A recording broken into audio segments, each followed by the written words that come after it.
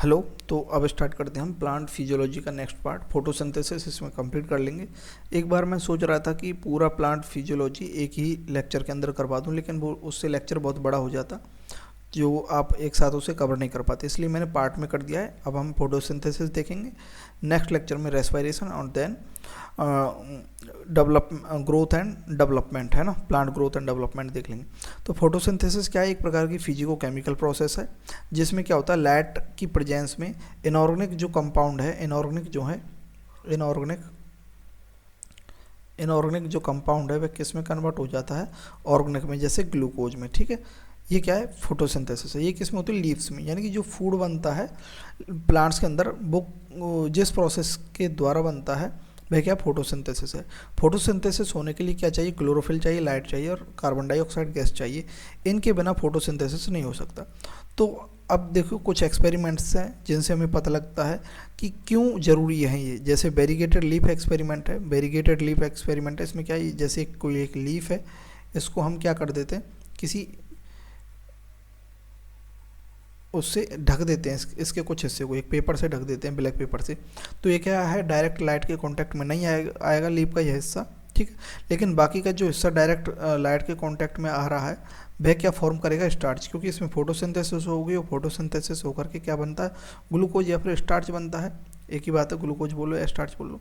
ठीक है, तो वेरीगेटेड लीफ एक्सपेरिमेंट क्या करता है? डिटरमाइन करता है that light essentiality to form starch. Light जरूरी है स्टार्च बनाने के लिए, तो इसका मतलब फोटोसिंथेसिस के लिए लाइट जरूरी है। दूसरा है half leaf experiment. Half leaf experiment क्या है? Half leaf in test tube with KOH soaked cotton, यानी KOH से भीगी हुई हम क्या लेते हैं? कॉटन लेते हैं, रुई लेते हैं, उसको टेस्ट ट्यूब के अंदर डालते हैं और उस टेस्ट ट्यूब के अंदर डालने के कारण जो ये KOH है ये क्या कर लेता है? CO2 को एब्जॉर्ब कर लेता है। अब CO2 है नहीं टेस्ट ट्यूब के अंदर, तो जो लीफ हमने आधी टेस्ट ट्यूब के अंदर डाली है वह स्टार्च नहीं बनाएगी, है ना, और आधी जो टेस्ट ट्यूब से बाहर है वह स्टार्च बना देगी। तो that half leaf not form starch. तो इससे ये भी पता चलता है कि CO2 भी एसेंशियल है फोटोसिंथेसिस के लिए, है ना। जोसेफ प्रेस्टले वेलजार एक्सपेरिमेंट बहुत इंपॉर्टेंट है। ये वेलजार एक्सपेरिमेंट किया था जोसेफ प्रेस्टले ने 1770 में, और प्रेस्टले ने ऑक्सीजन जो है उसकी डिस्कवरी की थी 1774 में। ठीक है, इन्होंने क्या किया कि जार लिया, जार के अंदर क्या किया, एक कैंडल को जला दिया। ठीक है, कैंडल को जला दिया इन्होंने, है ना, और साथ में क्या रखा?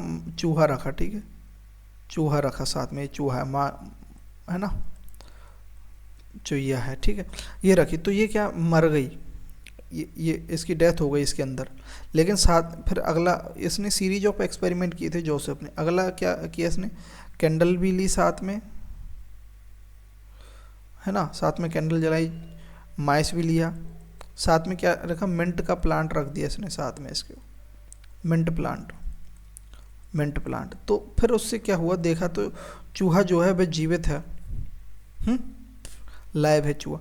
तो इससे पता लगा कि उसके लिए जो कुछ ये प्लांट बना रहा था, फॉर्म कर रहा था, क्योंकि कैंडल और माइस जो है इसके बेलजार के अंदर जो एयर थी उसको ख़राब कर रहे थे, है ना, डैमेज कर रहे थे एयर को। लेकिन ये जो मिंट प्लांट है वह एयर बना रहा था। तो वह जो बना रहा था वह क्या थी? वह ऑक्सीजन थी, जो प्रेस्टले ने बाद में डिस्कवर की 1774 में। ठीक है, ऐसा ही एक थे जॉन एंगनहाउस। ये साइंटिस्ट के नाम आपको याद रखने हैं, इसलिए मैंने स्टार्टिंग में लिए। जॉन एंगनहाउस क्या थे? इन्होंने सेम एक्सपेरिमेंट किया, ठीक है, प्रेस्टले का ही, लेकिन इन्होंने क्या किया, एक बार लाइट के प्रेजेंस में किया और एक बार डार्क में किया। तो उन्होंने देखा कि सनलाइट की प्रेजेंस के अंदर क्या है, ज़रूरी है, क्योंकि सनलाइट की प्रेजेंस में जब इन्होंने एक्सपेरिमेंट किया, और एक्सपेरिमेंट किन भी किया एक्वाटिक प्लांट्स के अंदर, तो लाइट के अंदर, सनलाइट के अंदर एयर बबल्स देखने को मिले। तो उससे ये भी पता लगता है कि एयर बबल्स मिल रही है, मतलब ऑक्सीजन बन रही है ना, ऑक्सीजन बन रही है, और सनलाइट के प्रेजेंस में क्या है, फोटोसिंथेसिस हो सकती है। तो इसलिए लाइट भी ज़रूरी है, और क्लोरोफिल भी ज़रूरी है। वेरीगेटेड लीफ एक्सपेरिमेंट से हमने देख लिया है, ग्रीन पार्ट्स ही बनाता है। ठीक है, तो यहाँ तक ये है ये हमारा साइंटिस्ट हैं। और देखते हैं एक दो साइंटिस्ट और हैं, जैसे TW ईगलमैन एक्सपेरिमेंट। इन्होंने प्रिज्म लिया। प्रिज्म क्या करता है? लाइट को क्या कर देता है? स्प्लिट कर देता है। जैसे यहाँ से हम लाइट देंगे कुछ, ठीक है। तो यहाँ ऐसे लाइट स्प्लिट हो जाएगी, ऊपर ऊपर क्या है, वॉयलेट, ब्लू, ग्रीन, येलो, है ना, ऐसे, और नीचे नीचे रेड। तो ब्लू और जो रेड है लाइट, ये जो ब्लू और रेड लाइट हैं, इन ये लाइट जो है फोटोसिंथेटिकली बहुत ही अच्छी हैं, है ना। तो इन ब्लू और रेड लाइट के रीजन में है फोटोसिंथेसिस ज़्यादा होती है। तो इन्होंने TW ईगलमैन ने एक्सपेरिमेंट किया, प्रिज्म की हेल्प से लाइट को स्प्लिट करवाया, और स्प्लिट करवाने के बाद लाइट ऑन किस पर डाली, लाइट ग्रीन क्लेडोफोरा हमने एल्गी पढ़ी थी ना, ग्रीन एल्गी क्लेडोफोरा, ठीक है, क्लेडोफोरा एल्गी ली, और साथ में क्या लिए, एरोबिक बैक्टीरिया ली। तो इन्होंने देखा कि एरोबिक जो बैक्टीरिया है क्लेडोफोरा के किस रीजन में है, जहाँ क्लेडोफोरा पर ब्लू लाइट पड़ रही है और रेड लाइट पड़ रही है, उस रीजन में एरोबिक बैक्टीरिया देखने को मिले, ठीक है, ब्लू एंड रेड रीजन के अंदर, ठीक है। तो इससे ये पता लगा कि blue light and red light जो है फोटोसिंथेसिस करती है, यानी कि इनकी जो है ना फोटोसिंथेसिस करती हैं ये। Julius von Sach in 1857 gave evidence that glucose stored as starch। तो ग्लूकोज स्टार्च के रूप में स्टोर रहता है, ये किन्होंने दिया एविडेंस, जूलियस वॉन सच ने दिया था। कब दिया, 1857 में दिया था, ग्लूकोज स्टोर्ड एज स्टार्च। किसमें, प्लांट्स के अंदर में स्टोर होता है ग्लूकोज, लेकिन ट्रांसपोर्ट किस फॉर्म में होता है, सुक्रोज के फॉर्म में होता है, हम पढ़ चुके हैं ना ट्रांसपोर्ट इन प्लांट्स, ठीक है। ग्रीन सब्सटेंस क्या है, क्लोरोफिल, एज बी नो, हम जैसा कि जानते हैं क्लोरोफिल उसके अंदर जो है स्टोर रहता है, is located in specialize body, जिसे हम क्लोरोप्लास्ट बोलते हैं। तो क्लोरोप्लास्ट के अंदर क्लोरोफिल होता है within the plant cell, ठीक है। ये किसने बोला था, जूलियस वॉन सच ने। तो ये साइंटिस्ट के नाम आपको याद रखने हैं, आगे हमारे जो है थोड़ा समझने वाला टॉपिक्स आएगा, थोड़ा सा धैर्य रखें, ठीक है। एक लास्ट हमारे साइंटिस्ट हैं नील है, कॉर्नेलियस वॉन नील है, कॉर्नेलियस वॉन नील है। ये क्या माइक्रोबायोलॉजिस्ट हैं। इन्होंने क्या किया, स्टडी की on purple and green bacteria, और क्या डेमोन्स्ट्रेट किया कि फोटोसिंथेसिस जो है ना एसेंशियली लाइट डिपेंडेंट रिएक्शन है, in which hydrogen from a suitable oxidisable compound reduce CO2 to carbohydrate. यानी कि जो हाइड्रोजन कहाँ से आता है, हाइड्रोजन किससे आता है, एक सूटेबल ऑक्सीडाइजेबल कंपाउंड। तो ये सूटेबल ऑक्सीडाइजेबल कंपाउंड है, इससे हाइड्रोजन आएगा। मतलब देखो, रिमूवल ऑफ हाइड्रोजन क्या है, ऑक्सीडेशन, ठीक है, तो है ना, और एडिशन ऑफ हाइड्रोजन क्या है, रिडक्शन। तो ये क्या करता है, CO2 का रिडक्शन करता है, क्या जोड़ करके, हाइड्रोजन। तो हाइड्रोजन CO2 पर ऐड हो जाते हैं। ये किन्होंने बताया, माइक्रोबायोलॉजिस्ट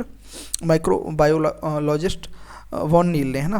तो देखो, जो एक ऑक्सीडाइजेबल कंपाउंड है, कोई भी हो सकता है, तो H2O है, H2S है, H2O है, ये कुछ भी हो सकता है, सल्फर, ऑक्सीजन, है ना। तो 2H2S लिया, CO2 लिया हमने, तो इसमें क्या बना, हमें CH2O, ये ग्लूकोज है ना, और H2O मॉलिक्यूल भी मिला, और हमें 2A मिला, यानी कि ये प्रोडक्ट है किसका, ऑक्सीडेशन का। इस H2A जो हाइड्रोजन कंपाउंड है उसका ऑक्सीडेशन हुआ, इसका ऑक्सीडेशन हुआ, ऑक्सीडेशन होकर के ये क्या प्रोडक्ट है, हाइड्रोजन वाला कंपाउंड, जो कंपाउंड हाइड्रोजन रखता है ना, उसका ऑक्सीडेशन होने पर ये प्रोडक्ट मिला, ठीक है। तो ग्रीन प्लांट्स के अंदर जो है वह ऑक्सीडाइजेबल कंपाउंड क्या है, H2 है, वाटर, ग्रीन प्लांट्स के अंदर जो हाइड्रोजन डोनर है ना, और ऑक्सीडाइज होता है टू H2, यानी कि ऑक्सीडाइज होकर के क्या देता है, H2O देता है, ठीक है। In purple green sulphur bacteria, hydrogen donor क्या है, H2S है, और ऑक्सीडेशन प्रोडक्ट क्या है, सल्फर है, ठीक है, ठीक है, वही बात है ना, यहाँ तक समझे आप। तो ऑक्सीजन जो इवॉल्व होता है ग्रीन प्लांट से, come from H2O not CO2। तो ये बात ध्यान रखनी है, जो ऑक्सीजन आता है ग्रीन प्लांट के अंदर वो H2O से आता है, वाटर से आता है, ना कि कार्बन डाइऑक्साइड गैस से आता है। ये कैसे prove by radio isotopic techniques. इसमें क्या किया था कि आइसोटोप्स लिए थे हमने, ठीक है। तो ऑक्सीजन के आइसोटोप्स, या फिर सीधी सी बात है, अगर हम ऑक्सीजन के आइसोटोप लेंगे तो ऑक्सीजन जो बाहर इवॉल्व होगी, अगर H2O के अंदर वह आइसोटोप्स है तो वह ऑक्सीजन रेडियो एक्टिव होगी, ठीक है, या फिर हैवी होगी, है ना। Correct equation for overall photosynthesis क्या है, 6 CO2 + 12 H2O, यानी कि 6 molecule of carbon dioxide and 12 molecules of H2O जब मिलते हैं इन प्रेजेंस ऑफ लाइट में, तब क्या होता है, ग्लूकोज मिलता है, C6H12O6, ये क्या है, ग्लूकोज है, एंड 6H2, 6 क्या है, वाटर के मॉलिक्यूल हैं, और 6 क्या है, ऑक्सीजन के मॉलिक्यूल निकलते हैं, O2, 6O2। तो ये क्या है, ओवरऑल फोटोसिंथेटिक रिएक्शन है। ठीक है, तो ये आप बात समझे, ये हमें साइंटिस्ट के नाम से और ये सारी प्रोसेस है। ठीक है, अब देखो, अब क्या करेंगे, photosynthesis take place in chloroplast. Chloroplast में होती है फोटोसिंथेसिस, हम जानते हैं। तो ये क्लोरोप्लास्ट की स्ट्रक्चर है ना। Diagrammatic representation of electromicrograph of a section of chloroplast. तो क्लोरोप्लास्ट ऐसा होता है, ये प्लांट सेल के अंदर होता है क्लोरोप्लास्ट, है ना। ये क्लोरोप्लास्ट की स्ट्रक्चर है। तो देखो, डबल मेम्ब्रेन होती है इसके, है ना। आउटर मेम्ब्रेन ये रही बाहर वाली, और ये नीचे वाली इनर मेम्ब्रेन है, दिख रहा है साफ साफ, है ना। ठीक है, और इसके अंदर क्या होता है, थाइलेकॉर्ड्स होता है। थाइलेकॉर्ड्स कैसी होती हैं, ऐसी सिक्के नुमा, कॉइन कैसा होता है, कॉइन, ये कॉइन है ना, सिक्का जैसा, 1 रुपया, है ना। ऐसी सिक्के नुमा जो स्ट्रक्चर है उसे क्या बोलते हैं, थाइलेकॉर्ड बोलते हैं। क्या बोलते हैं, थाइलेकॉर्ड बोलते हैं। ये थाइलेकॉर्ड, 1 मिनट बस, है ना। अब ये बहुत सारे थाइलेकॉर्ड जब मिल जाते हैं एक के ऊपर एक, और क्या बनाते हैं, पिलर लाइक स्ट्रक्चर बना देते हैं। क्या बना देते हैं, पिलर लाइक स्ट्रक्चर। 1 सेकंड बस, 1 सेकंड, वैसे तो मैक्सिमम काम मैं पहले कर लेता हूँ। 1 सेकंड, ये क्या पिलर लाइक स्ट्रक्चर है ना। तो बहुत सारे थाइलेकॉर्ड्स या ग्रुप ऑफ थाइलेकॉर्ड्स है, ये ग्रुप ऑफ थाइलेकॉर्ड्स है, उसे क्या बोलते हैं हम, ग्रेनम बोलते हैं। ये क्या है, ग्रुप ऑफ थाइलेकॉर्ड्स क्या है, ग्रेनम है। ग्रेनम सिंगुलर है ना, तो ये ग्रेनम है। ठीक है, तो ग्रुप मिले हुए हैं। अब ऐसे बहुत सारे अगर थाइलेकॉर्ड्स मिल जाते हैं, एक और इधर ग्रुप मिल जाता है ग्रेनम का, ये रहा, मान लेते हैं 2 ग्रुप। तो 2 ग्रुप जो जिससे कनेक्टेड हैं, ये बीच की जो ऐसी स्ट्रक्चर है ना, ये भी मेम्ब्रेनस है ना। इस स्ट्रक्चर को क्या बोलते हैं, स्ट्रोमा लैमेली बोलते हैं। ठीक है, तो समझे। तो देखो यहाँ पर आते हैं, तो ये क्या है, ग्रेना है। बहुत सारे थाइलेकॉर्ड्स एक के ऊपर एक पिलर के रूप में बने हुए हैं, और फिर ये दूसरा थाइलेकॉर्ड्स की स्ट्रक्चर है, ये तीसरे थाइलेकॉर्ड्स की स्ट्रक्चर है, ये थाइलेकॉर्ड्स, ये सॉरी ग्रेना सॉरी ये ग्रेना है। ये भी, ये सारे की सारी स्ट्रक्चर क्या है, ये ग्रेना है, यानी ग्रेनम है, ये ग्रेनम है, ये ग्रेनम। ये सारे किससे इंटरकनेक्टेड है, एक लॉन्ग ट्यूबुलर लाइक स्ट्रक्चर है, ऐसी ही है ना, लेकिन लॉन्ग है, उसे क्या बोलते हैं, स्ट्रोमा लैमेली बोलते हैं। समझे, ग्रेना समझ गए, थाइलेकॉर्ड समझ गए। ठीक है, और इसके अंदर क्या होता है, अब इसके अलावा इसका जो ये मटेरियल अंदर भरा हुआ है इस क्लोरोप्लास्ट का, ठीक है, other than grana, stroma lamellae, है ना, इनके अलावा राइबोसोम्स वगैरह जो भी ये मटेरियल है, मैट्रिक्स है इसका, उसे क्या बोलते हैं हम, स्ट्रोमा बोलते हैं। क्या बोलते हैं, स्ट्रोमा। क्या बोलते हैं, स्ट्रोमा, है ना। और इसके अंदर स्टार्च ग्रेनुल बनते हैं, क्योंकि स्टार्च कहाँ पर बनता है, यहीं पर स्टार्च बनेगा, तो यहाँ पर स्टार्च स्टोर भी यहीं होगा, कहाँ पर, क्लोरोप्लास्ट के अंदर। और लिपिड की ड्रॉपलेट्स भी हैं कुछ। ठीक है, तो यहाँ पर ये आप स्ट्रक्चर समझ गए होंगे। ठीक है, तो ये आगे आएगा वो तो वैसे, लेकिन फिर भी मैं यहाँ बता देता हूँ। ये जो थाइलेकॉर्ड्स है, थाइलेकॉर्ड है ना, ये ग्रेनम है। इस थाइलेकॉर्ड पर क्या है, फोटोसिस्टम फर्स्ट। अभी आप बस एक बार देख लो कि ये क्या लिखा हुआ, बस अब ये मत समझो कि ये है क्या, ये आगे समझ में आ जाएगा। Photosystem first, first and photosystem second दोनों मिलते हैं, और स्ट्रोमा लैमेली पर क्या है, केवल फोटोसिस्टम फर्स्ट मिलता है ना, क्योंकि यहाँ फोटोसिंथेसिस होगी इन्हीं के जरिए, है ना। कैसे होगी वो आगे हम देखेंगे, कहाँ पर होगी वो बात आपको पता होनी चाहिए, क्लोरोप्लास्ट के अंदर होगी। ठीक है, अब नेक्स्ट देखते हैं। ठीक है, अब देखते हैं जो मैंने बताया वो यहाँ लिखा हुआ है बस। तो ग्रुप ऑफ थाइलेकॉर्ड्स को क्या बोलते हैं, ग्रेनम बोलते हैं, सिंगुलर को, है ना। ये थाइलेकॉर्ड लाइक स्ट्रक्चर। क्लोरोप्लास्ट है membranes system consist grana, stroma lamellae, matrix stroma, है ना। क्लोरोप्लास्ट के अंदर ये सारे होता है। मेम्ब्रेन सिस्टम जो होता है responsible for trapping light energy for synthesis of ATP and NADP. तो मेम्ब्रेन जो सिस्टम होता है, मेम्ब्रेन सिस्टम होता है, ये जो थाइलेकॉर्ड्स हैं, ये थाइलेकॉर्ड है, बहुत ग्रुप ऑफ थाइलेकॉर्ड्स मिलकर क्या बनाती है, ग्रेनम। तो ये जो थाइलेकॉर्ड्स है, ये एक थाइलेकॉर्ड्स ले लेते हैं हम, ये वाली हैं ऊपर थाइलेकॉर्ड्स है, और ये बहुत सारी थाइलेकॉर्ड्स मिलकर क्या बनाती हैं, ग्रेनम। तो थाइलेकॉर्ड्स की जो ये मेम्ब्रेन है, ठीक है। ये मेम्ब्रेन ही क्या करती है, लाइट एनर्जी को क्या करती है, लाइट को ट्रैप करती है, लाइट को ट्रैप करती है, ट्रैप करके लाइट को क्या बनाती है, एटीपी, है ना, और क्या बनाती है, एनएडीपीएच, एनएडीपीएच बनाती है। ये क्या है, केमिकल्स हैं। एनर्जी किसकी फॉर्म में, एनर्जी है ये, energy in form of chemical, समझे, केमिकल के रूप में है। एनर्जी कैसी आई थी, लाइट के फॉर्म में आई थी, लेकिन ये जो मेम्ब्रेनस स्ट्रक्चर है, थैलेकोइड्स की जो मेम्ब्रेन है, वह लाइट को किस में कन्वर्ट कर देती है, लाइट एनर्जी को केमिकल एनर्जी में, और वह केमिकल एनर्जी बॉन्ड्स के फॉर्म में है। वह बॉन्ड्स क्या है, एटीपी, एडिनोसिन ट्राइफॉस्फेट, एनएडीपीएच, इनके फॉर्म में जो है एनर्जी स्टोर हो गई, निकल कर आ गई या बन गई, है ना, ठीक है। अब यही एनर्जी जो है वह क्या बनाएगी, ये एटीपी और यही क्या बनाएंगे, स्टार्च बनाएंगे, यानी कि ग्लूकोज बनाएंगे, है ना। ये डायरेक्ट लाइट नहीं बनाती है ग्लूकोज, पहले लाइट से क्या बनता है, एटीपी एनएडीपी बनता है, फिर ये एटीपी एंड एनएडीपीएच, ये लाइट रिएक्शन है, लाइट के प्रेजेंस में होती है, लाइट रिएक्शन के प्रोडक्ट हैं ये एटीपी एंड एनएडीपीएच, और एटीपी एंड एनएडीपीएच मिलकर के क्या बनाते हैं, ग्लूकोज बनाते हैं, यानी कि स्टार्च बनाते हैं, समझे बात को, ठीक है, समझ में आ जाएगा आप, ठीक है। तो membrane system responsible for trapping light energy for synthesis of ATP and NADP, light energy को ट्रैप करके एटीपी एंड एनएडीपीएच बना देते हैं, ठीक है, समझ में तो आ रहा है ना। इन स्ट्रोमा एंजाइमेटिक जो स्ट्रोमा है, स्ट्रोमा के अंदर एंजाइमेटिक रिएक्शंस होती हैं, सिंथेसाइज शुगर टर्न स्टार्च। तो स्ट्रोमा के अंदर क्या होता है, एंजाइमेटिक रिएक्शन होती हैं जो क्या यूज करते हैं, एटीपी प्लस एनएडीपीएच, ये क्या है, लाइट रिएक्शन हुई, लाइट की प्रोडक्ट है, ये क्या है, एंजाइम, एंजाइम की प्रेजेंस में क्या बनाती है, शुगर या फिर स्टार्च बनाती है, ठीक है, स्टार्च बनाती है, ठीक है।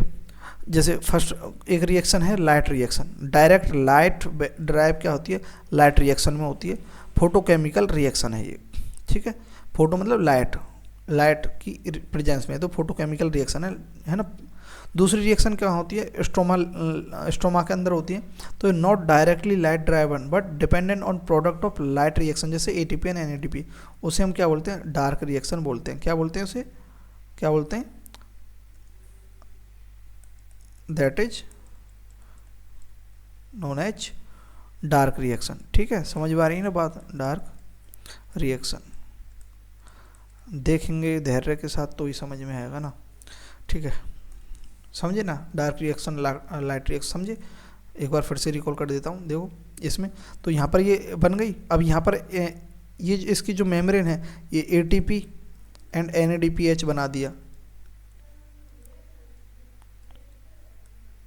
अब ये एटीपी एंड एनएडीपीएच क्या है, ये प्रोडक्ट है लाइट रिएक्शन के।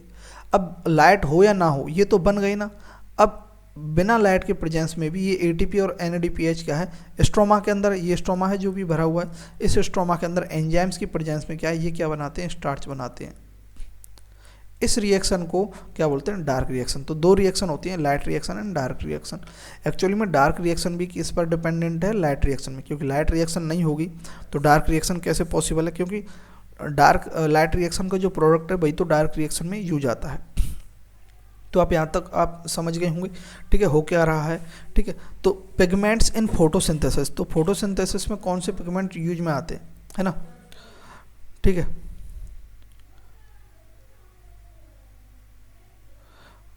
तो कौन से पिगमेंट आते हैं, तो chlorophyll A, chlorophyll b, xanthophyll और कैरोटीनॉइड, है ना, ये पिगमेंट्स क्या है, यूज में आते हैं किसमें, लाइट के अंदर, है ना। एक सेकंड बस,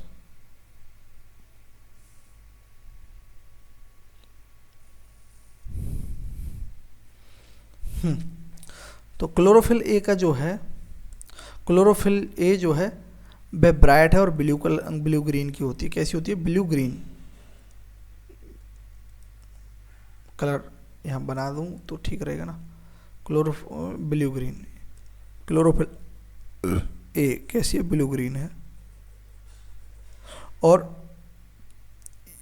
येलो ग्रीन क्या है, क्लोरोफिल बी,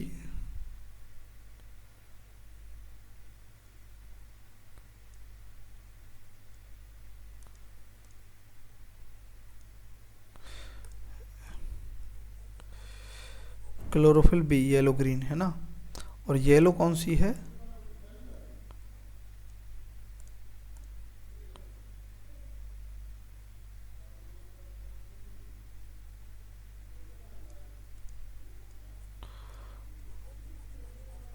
जेंथोफिल। और कैरोटीनॉइड कैसी है, येलो ऑरेंज।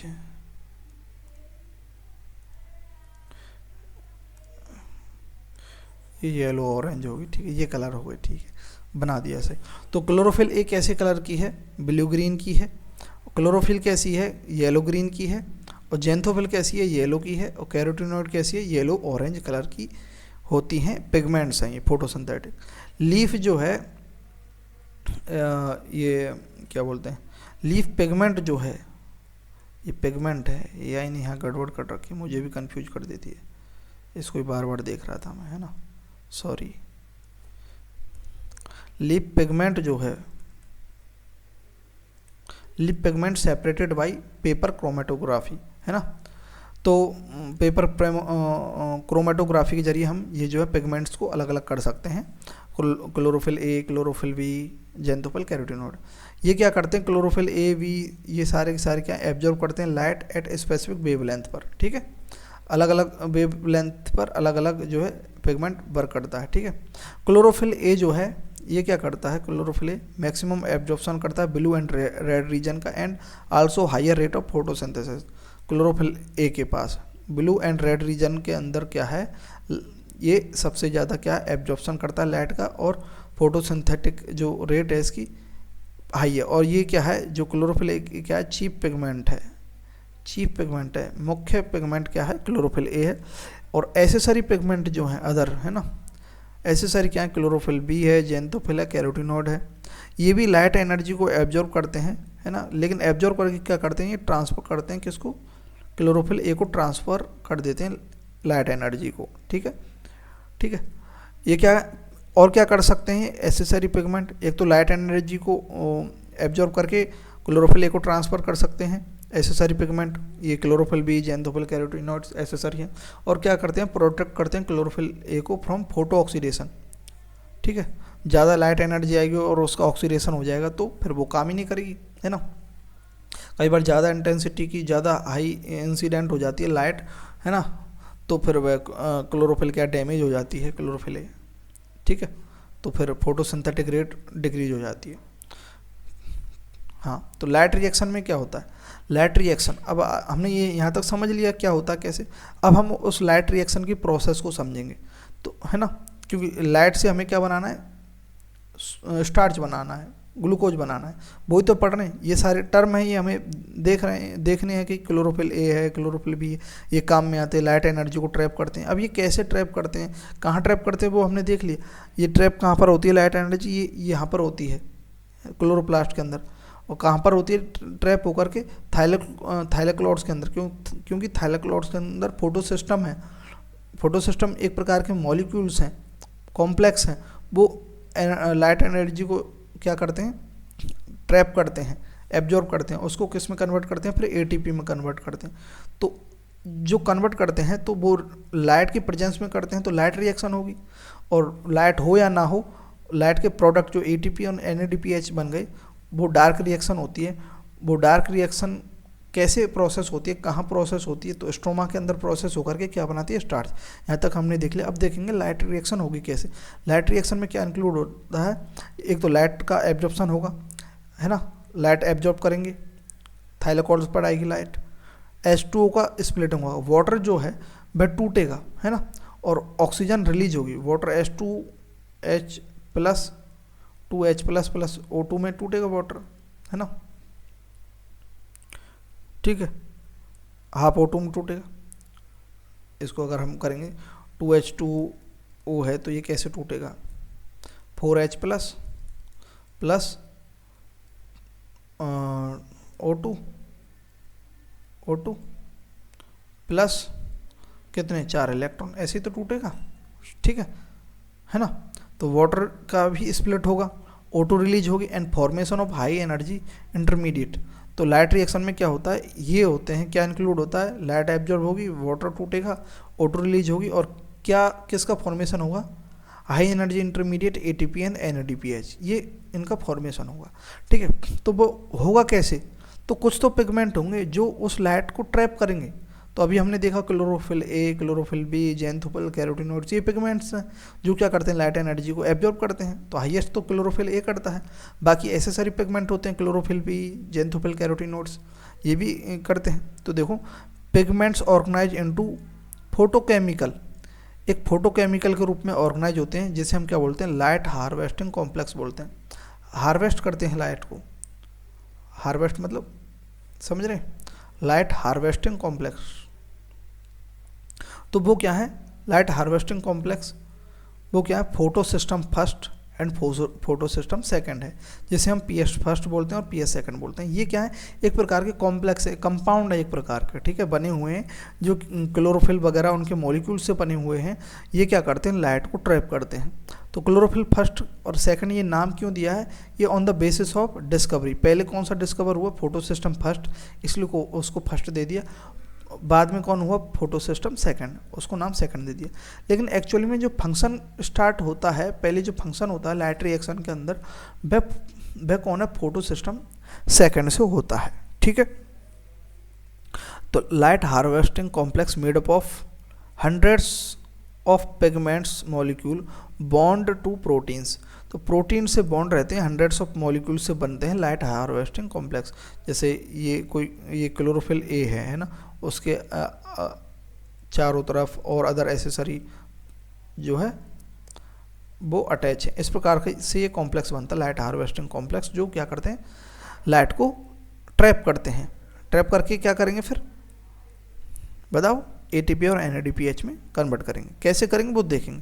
तो फोटो सिस्टम के पास क्या होता है, एक तो होता है एंटेनी, है ना, एंटीना या फिर एंटेनी, ANTENNAE कुछ भी बोल सकते हैं आप, प्रोनाउंस, ठीक है। तो all pigment except chlorophyll, chlorophyll को छोड़ करके सारे के सारे जो भी पिगमेंट है उनको क्या बोलते हैं, एंटेनी बोलते हैं। क्या बोलते हैं, एंटेनी बोलते हैं, है ना, सारे पिगमेंट। और रिएक्शन सेंटर जो होता है, मेन जो सेंटर में होता है फोटो सिस्टम के में, जो फोटो सिस्टम बन रहा है ना, लाइट हार्वेस्टिंग कॉम्प्लेक्स जो है उन दो प्रकार के हैं, photo system first and second. तो फोटो सिस्टम के जो सेंटर में है, जो रिएक्शन सेंटर है, वह केवल एक मॉलिक्यूल होता है क्लोरोफिल ए का। बाकी उसके चारों ओर क्या होते हैं, बहुत सारे मॉलिक्यूल होते हैं, अदर क्लोरोफिल बी के, ज़ैंथोफिल के, कैरोटीनॉइड्स के, बहुत सारे एंटेनी बोले जाते हैं। और रिएक्शन सेंटर एक ही होता है, वो क्या है, क्लोरोफिल ओ होता है। ठीक है, तो लाइट हार्वेस्टिंग कॉम्प्लेक्स क्या है, help to make photo system more efficient by absorb by different wavelength, है ना। तो ये जो एंटेनी होते हैं, ऑल जो पिगमेंट्स होते हैं एक्सेप्ट क्लोरोफिल ए, ये किस में हेल्प करते हैं, ये किस में हेल्प करते हैं कि फोटो सिस्टम जो है अच्छी तरह से वर्क करे, मोर एफिशिएंटली वर्क करे, उसके लिए एंटेनी हेल्प करते हैं, क्योंकि ये डिफरेंट टाइप की वेवलेंथ की लाइट को एब्जॉर्ब कर सकते हैं। क्लोरोफिल ए तो क्या है, केवल 680 एंड 70 नैनोमीटर की वेवलेंथ को ही एब्जॉर्ब कर पाता है। तो लेकिन बाकी लाइट्स को ये सारे के सारे एंटेनी एब्जॉर्ब कर सकते हैं। ठीक है, समझे ना बात यहाँ तक, हाँ ठीक है। रिएक्शन सेंटर डिफरेंट एंड, अच्छा रिएक्शन जो सेंटर क्लोरोफिल ए जो है वह भी डिफरेंट होता है, अलग अलग सेंटर में। फोटो सिस्टम फर्स्ट जो पहले डिस्कवर किया था, लेकिन फंक्शन बाद में शो करता है। ठीक है, एब्जॉर्ब पीक एट 700 नैनोमीटर, जब 700 नैनोमीटर की अगर इस पर फोटोन पड़ेगा या फिर लाइट पड़ेगी 700 नैनोमीटर की, तब ये क्या है, तब ये वर्क करेगा, तब ये स्टार्ट करेगा। इसलिए इसे P700 बोला जाता है, फोटो सिस्टम फर्स्ट को P700। और फोटो सिस्टम सेकंड के अंदर जो क्लोरोफिल है, जो रिएक्शन सेंटर है, रिएक्शन सेंटर यानी कि LH लाइट हार्वेस्टिंग कॉम्प्लेक्स है, फोटो सिस्टम है, सेकंड फोटो सिस्टम है, उसके बीच में जो क्लोरोफिल है वह कितना 680 नैनोमीटर की वेवलेंथ को एब्जॉर्ब करता है, इसलिए इसको P680 बोला जाता है। यहाँ तक आपको समझ में आया। हम बात किसकी कर रहे हैं, फोटो सिस्टम कहाँ पर है, अभी देखते हैं। देखो कहाँ पर है ये फोटो सिस्टम, देखो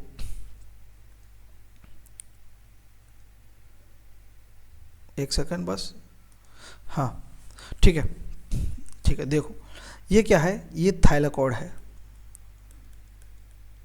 ये थाइलाकॉइड है, हमने पहले देखा था। ये क्लोरोप्लास्ट थी, क्लोरोप्लास्ट के अंदर ये थाइलाकॉइड्स थी बहुत सारी, है ना, मिलकर के ये क्या बना रही थी, ग्रेनम। और ये क्या, स्ट्रोमा लैमेली, दूसरे ग्रेनम से अटैच होकर के बहुत सारे ग्रेना थे इसके अंदर, है ना, इस प्रकार से। तो ये क्या है, हमने एक ये जो है, ये एक ठीक है, ये क्या थाइलाकॉइड है, ये उठा करके यहाँ बाहर निकाल ली, ठीक है, समझे ना बात को। तो ये थाइलाकॉइड है, ठीक है, थाइलाकॉइड मेम्ब्रेन है, ये मेम्ब्रेन ही होगी ना, और क्या होगी, ये ब्लैक ब्लैक जो बनी हुई थाइलाकॉइड मेम्ब्रेन, ठीक है। थाइलाकॉइड की मेम्ब्रेन की इनर साइड क्या है, एक फोटो सिस्टम है, ये लाइट हार्वेस्टिंग कॉम्प्लेक्स लिखा हुआ ना, एक तो अंदर साइड है और एक मेम्ब्रेन के ऊपर साइड है लाइट हार्वेस्टिंग कॉम्प्लेक्स। अरे वो थाइलाकॉइड मेम्ब्रेन ही गई, आ गई, ठीक है, ठीक है। तो ये जो अंदर की साइड है वह कौन सा है, फोटो सिस्टम, वह कौन सा है, फोटो सिस्टम PS सेकेंड है, ठीक है। और बाहर की साइड क्या है, PS फोटो सिस्टम फर्स्ट। समझिए बात आप या नहीं। तो थाइलाकॉइड की मेम्ब्रेन पर, थाइलाकॉइड की membrane have both PS first and PS second photo system, ठीक है, दोनों फोटो सिस्टम है, ठीक है, समझिए आप बात को। अब देखो इसमें होता क्या है, थाइलाकॉइड की मेम्ब्रेन के अंदर ही एक क्या होता है, वाटर स्प्लिटिंग कॉम्प्लेक्स होता है, ठीक है, कहीं पर भी बना देते, मान लेते हैं यहीं है, मेम्ब्रेन के अंदर ये लगा हुआ है, मान लीजिए, है ना, ठीक है, डायग्राम में अच्छे से नहीं बताया। तो एक कॉम्प्लेक्स है, ये क्या वाटर स्प्लिटिंग कॉम्प्लेक्स है, ठीक है। वो क्या करता है, अब जैसी लाइट एनर्जी आई, ठीक है, इसके अंदर क्या इसी पर लगा रहता है, यहाँ पर लगा है वाटर स्प्लिटिंग कॉम्प्लेक्स, ठीक है। ये क्या करता है, H2O को क्या करता है, ये H2O को किस में तोड़ देता है, 2 इलेक्ट्रॉन, अब 2H2 कर दें तो अच्छा रहेगा ना, 2 इलेक्ट्रॉन प्लस O2 आ जाएगा, डायरेक्ट O2 इवॉल्व हो जाएगी, यानी कि, और ये क्या है 4 इलेक्ट्रॉन हो जाएंगे। तो अभी इसमें NCERT में जैसे देर का वो समझ लेते हैं, ठीक है। तो इसमें क्या है, H2 किस में टूटता है, 2 इलेक्ट्रॉन्स प्लस 2H प्लस और प्लस O, ऑक्सीजन का एक सिंगल मॉलिक्यूल, O2 नहीं है, फिर एक और बार रिएक्शन होगी तब इसमें क्या है, दो, मैं इसको लिख ही देता हूँ यहाँ पर नीचे, 2H2O होगा तो क्या है, 4 इलेक्ट्रॉन बनेंगे, 4 हाइड्रोजन के एटम बनेंगे H प्लस प्लस एक ऑक्सीजन का O2 क्या है, इवॉल्व हो जाएगा, ये क्या है, इवॉल्व हो जाएगा, बाहर निकल जाएगा, है ना, ठीक है, समझ रहे ना आप बात को, ठीक है। तो यहाँ से हमें 4 इलेक्ट्रॉन मिल गए, और इस थाइलाकॉइड मेम्ब्रेन के अंदर 4 क्या मिल गए हमें, क्या मिल गए, 4 H प्लस, यानी कि प्रोटॉन मिल गए इसके अंदर, ठीक है। अब क्या होता है, लाइट यहाँ से आ रही है, सन से लाइट आएगी, तो लाइट कितनी, 680 नैनोमीटर की लाइट आई, तो 680 नैनोमीटर की लाइट, जो PS सेकंड को हम P680 भी बोलते हैं ना, यानी कि 680 नैनोमीटर की लाइट को ये एब्जॉर्व कर लेता है। लाइट एब्जॉर्व करके इसके अंदर से क्या, अब इसके अंदर इलेक्ट्रॉन्स हैं, क्योंकि इलेक्ट्रॉन्स कहाँ से लेगा, क्योंकि ये जो है वाटर स्प्लिटिंग जो कॉम्प्लेक्स है, वाटर स्प्लिटिंग कॉम्प्लेक्स है,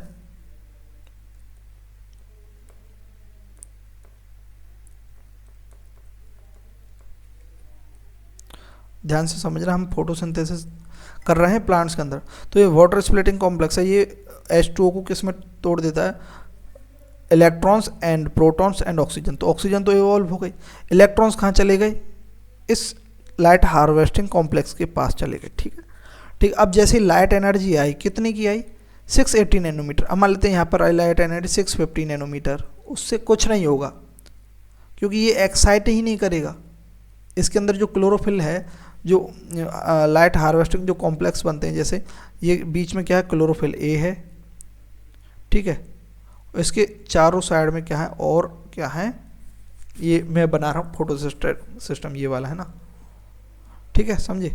तो चारों ओर क्या है, और अदर्स जो हैं ऐसे, अदर क्या है, ये पिगमेंट है। तो लाइट आई कितनी, 670 की, तो इनमें से किसी ने एब्जॉर्व कर ली, ठीक है। लेकिन क्लोरोफिल A जो है कब एक्साइट करेगा, जब इसके पास 680 नैनोमीटर की, मिनिमम 680 नैनोमीटर की वेवलेंथ पड़ेगी, तब ये एक्साइट करेगा किसको, इलेक्ट्रॉन को बाहर भेजेगा, ठीक है, समझे आप बात या नहीं, ठीक है। तो इसके पास जैसी 680 नैनोमीटर की लाइट आई, ठीक है, तो इससे क्या इलेक्ट्रॉन एक्साइट हुआ, और इलेक्ट्रॉन एक्साइट होकर के ऊपर जाता है, फोटो सिस्टम सेकंड जो है उससे होता है। तो फोटो सिस्टम सेकंड का क्या है, एक इलेक्ट्रॉन एक्सेप्टर होता है जो इलेक्ट्रॉन को एक्सेप्ट करता है, फ्यूफाइसन होता है इलेक्ट्रॉन एक्सेप्टर,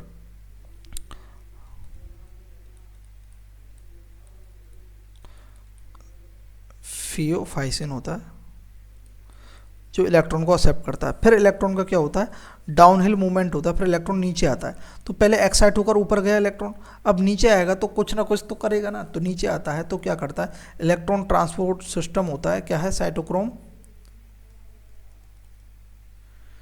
B6 होता है। साइटोक्रोम B6 एक कॉम्प्लेक्स है, इलेक्ट्रॉन ट्रांसपोर्ट सिस्टम है, इलेक्ट्रॉन को ट्रांसपोर्ट करता है कहाँ पर, फोटो सिस्टम फर्स्ट के पास। फोटो सिस्टम फर्स्ट कहाँ है, outer on outer membrane of thylakoids, on outer membrane, एक समझ लो बस, इसके बाद में थ्योरी आपको इजी लगेगी, है ना। वैसे तो मैंने सारा लिख रखा है, जिट इज आप पढ़ेंगे तो समझ में आ जाएगा, लेकिन फिर भी मैं समझा देता हूँ, ये थोड़ा समझने वाला है। तब जब ये इलेक्ट्रॉन डाउन हिल जाता है, नीचे की साइड आता है इलेक्ट्रॉन, तो क्या है, जो ADP प्लस एक इनऑर्गेनिक फॉस्फेट लेकर के एक ATP का फॉर्मेशन कर देता है। तो एक ATP तो यहाँ बना देता है, और फिर इलेक्ट्रॉन जो है किसके पास आ गया, लाइट हार्वेस्टिंग कॉम्प्लेक्स के पास इलेक्ट्रॉन आ गया। बीच में एक शटल भी होता है,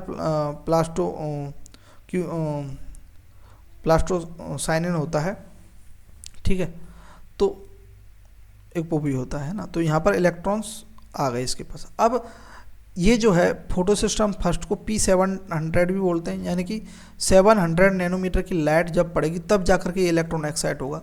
700 नैनोमीटर की लाइट पड़ती है तब ये एक्साइट होता है। और इलेक्ट्रॉन एक्सेप्टर कौन है यहाँ पर, फेरोडॉक्सिन है, FD है ना।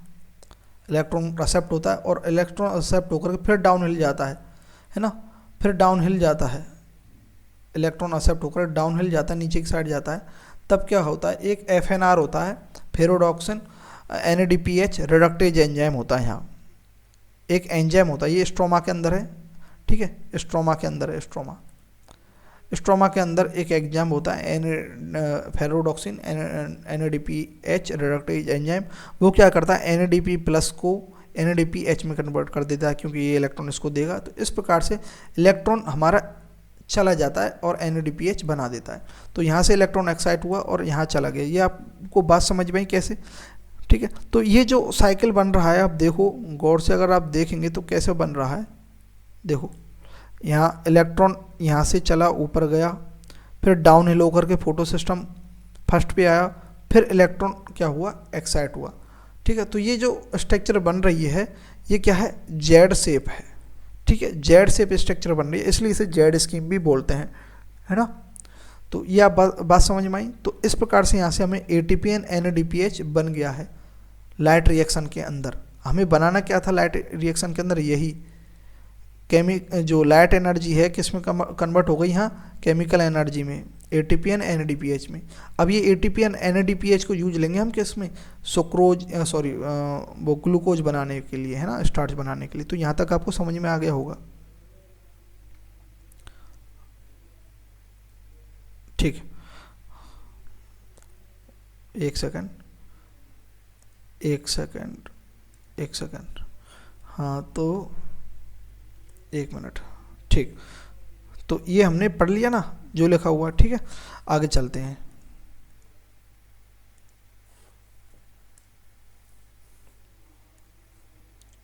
ठीक, तो इलेक्ट्रॉन ट्रांसपोर्ट जो है वह जेड स्कीम है। कैसी है, जेड स्कीम भी बोलते हैं उसे, क्योंकि जेड शेप में बनता है ना। Shape form when all carriers are placed in sequence on redox potential scale. जो उसका रेडॉक्स पोटेंशियल स्केल है उसके शेप के हिसाब से इसको हमने जेड स्कीम दिया है। उसमें क्या होता है, देखो ये थोड़ा AI ने इधर उधर कर दिया, लेकिन आप समझ गए होंगे, मैंने पहले ही समझा दिया है।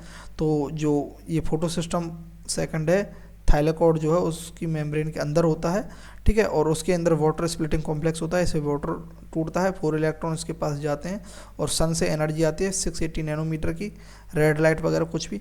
उससे क्या इलेक्ट्रॉन क्या होता है, एक्साइट होता है। यहाँ पर इलेक्ट्रॉन एक्सेप्टर होता है। इलेक्ट्रॉन का क्या होता है, डाउनहिल मूवमेंट होता है। डाउनहिल मूवमेंट होगा तो क्या बनेगा, ATP का फॉर्मेशन होगा। इलेक्ट्रॉन ट्रांसपोर्ट सिस्टम कौन सा होता है, साइटोक्रोम इलेक्ट्रॉन को ट्रांसपोर्ट करता है, ठीक है। तो जब ट्रांसपोर्ट करता है तो डाउन हिल होने के कारण ATP बनता है ना। ATP होने के बाद फिर वह इलेक्ट्रॉन कहाँ चला जाता है, वह इलेक्ट्रॉन जाता है फोटो सिस्टम फर्स्ट। जो कब एक्साइट होता है, फोटो सिस्टम फर्स्ट से इलेक्ट्रॉन कब एक्साइट होता है, जब 700 नैनोमीटर की रेड लाइट आती है। तो लाइट आने पर ये एक्साइट होता है इलेक्ट्रॉन, फिर यहाँ पर इलेक्ट्रॉन एक्सेप्टर होता है, एफडी फेरोडॉक्सिन वगैरह होते हैं।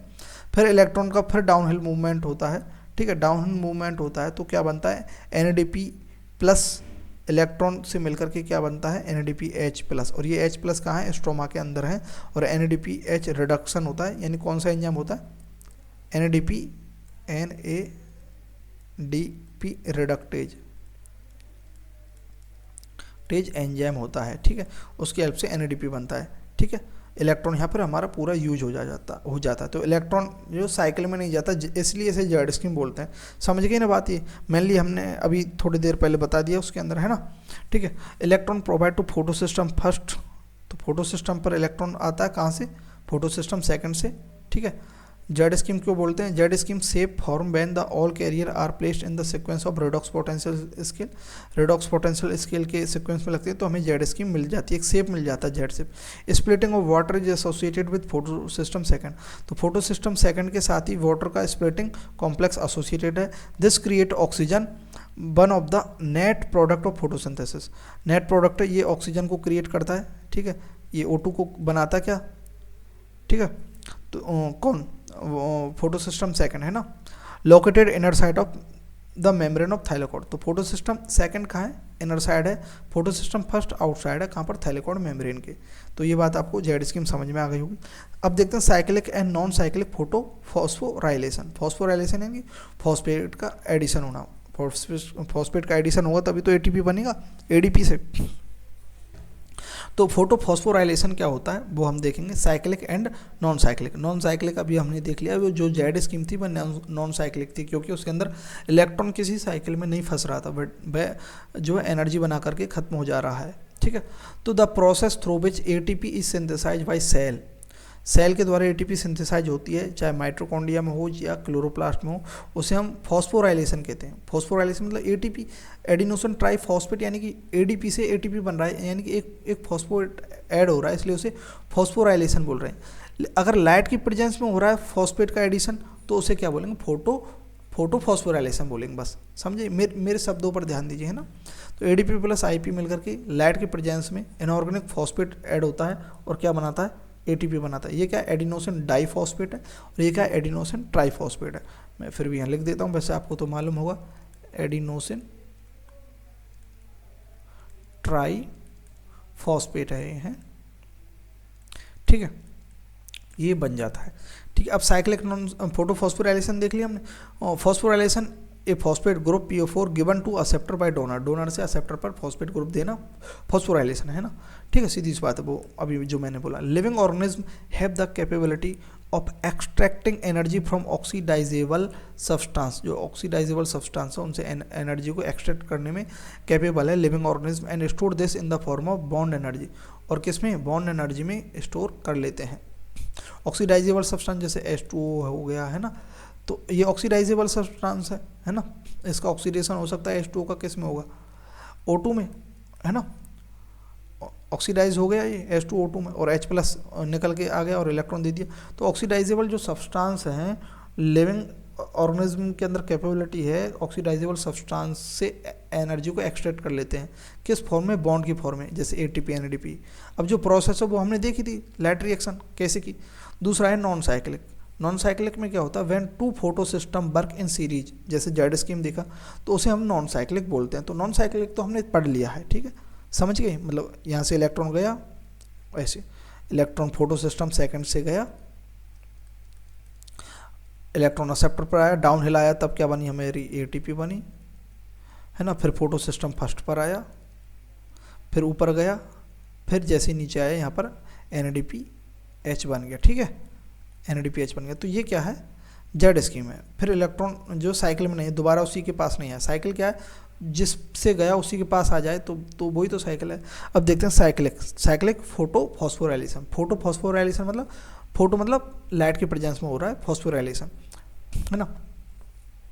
तो ये कब होता है, जब ओनली फोटो सिस्टम फर्स्ट ही क्या फंक्शनल है, तो इलेक्ट्रॉन सर्कुलेट होता रहता है इसी के अंदर, फोटो सिस्टम फर्स्ट के अंदर, ठीक है। और फोटो सिस्टम फर्स्ट किसके पास है बताओ, थाइलाकॉइड की मेम्ब्रेन जो है उसके पास तो दोनों है, photo system first and second, ठीक है। लेकिन जो दो ग्रेना को जोड़ती है स्ट्रोमल लैमेली जो है, ये बीच की स्ट्रोमल लैमेली होती है, ये दो ग्रेना को जो जोड़ती है, इस स्ट्रोमल लैमेली के पास जो है, हमने स्टार्टिंग में देखा था ना, स्ट्रोमल लैमेली के पास क्या है, फोटो सिस्टम फर्स्ट ही होता है। ठीक है, तो देखते हैं आगे, सब लिखा हुआ है। ठीक है, phosphorylation occur due to the cyclic flow of electron, है ना। Cyclic phosphorylation happens in stroma lamellae, stromal lamellae के अंदर होता है। स्ट्रोमा लैमेली जो है, स्ट्रोमल लैमेली मेनली स्ट्रोमल, ठीक है, अब करेक्ट है। ठीक है, स्ट्रोमल लैमेली जो है केवल फोटो सिस्टम फर्स्ट होता है उसके पास, तो फोटो सिस्टम सेकंड नहीं है, तो एनएडीपी रिडक्टेज भी नहीं है, क्योंकि फोटो सिस्टम सेकंड के पास ही होता है, यानी कि थाइलेकॉइड जो होता है उसी के पास होता है एनएडीपीएच रिडक्टेज, है ना। तो फोटो सिस्टम फर्स्ट है किसके पास, स्ट्रोमा लैमेली। तो वो कैसे होगी प्रोसेस, वो देखते हैं। एक सेकंड बस आ जा, अरे एक सेकंड, हाँ ठीक है, वो क्या थोड़ा सा धुंधला सा दिख रहा था। ठीक है, हाँ, तो साइक्लिक फोटो फॉस्फोराइलेशन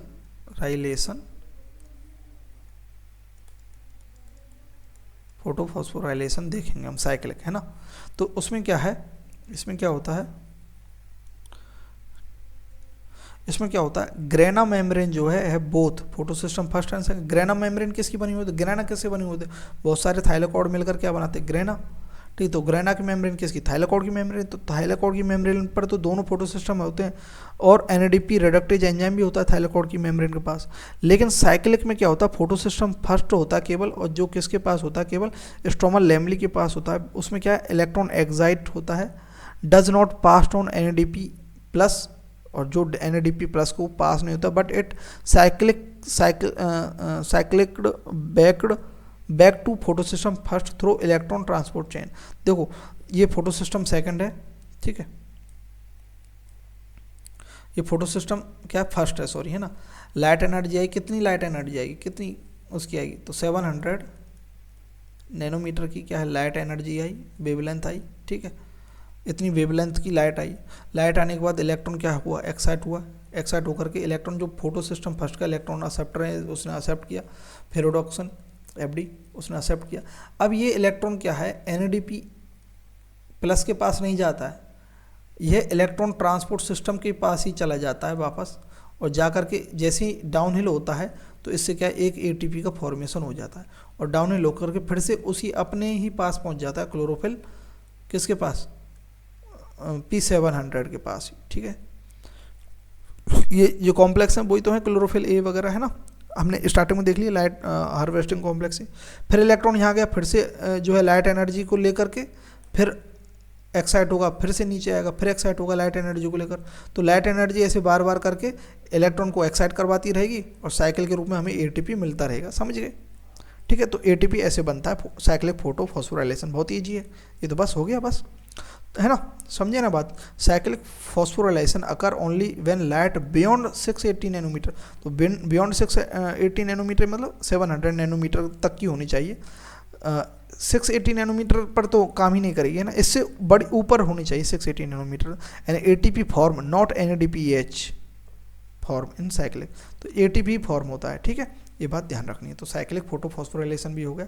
अब देखते हैं कीमो ऑस्मोटिक हाइपोथेसिस।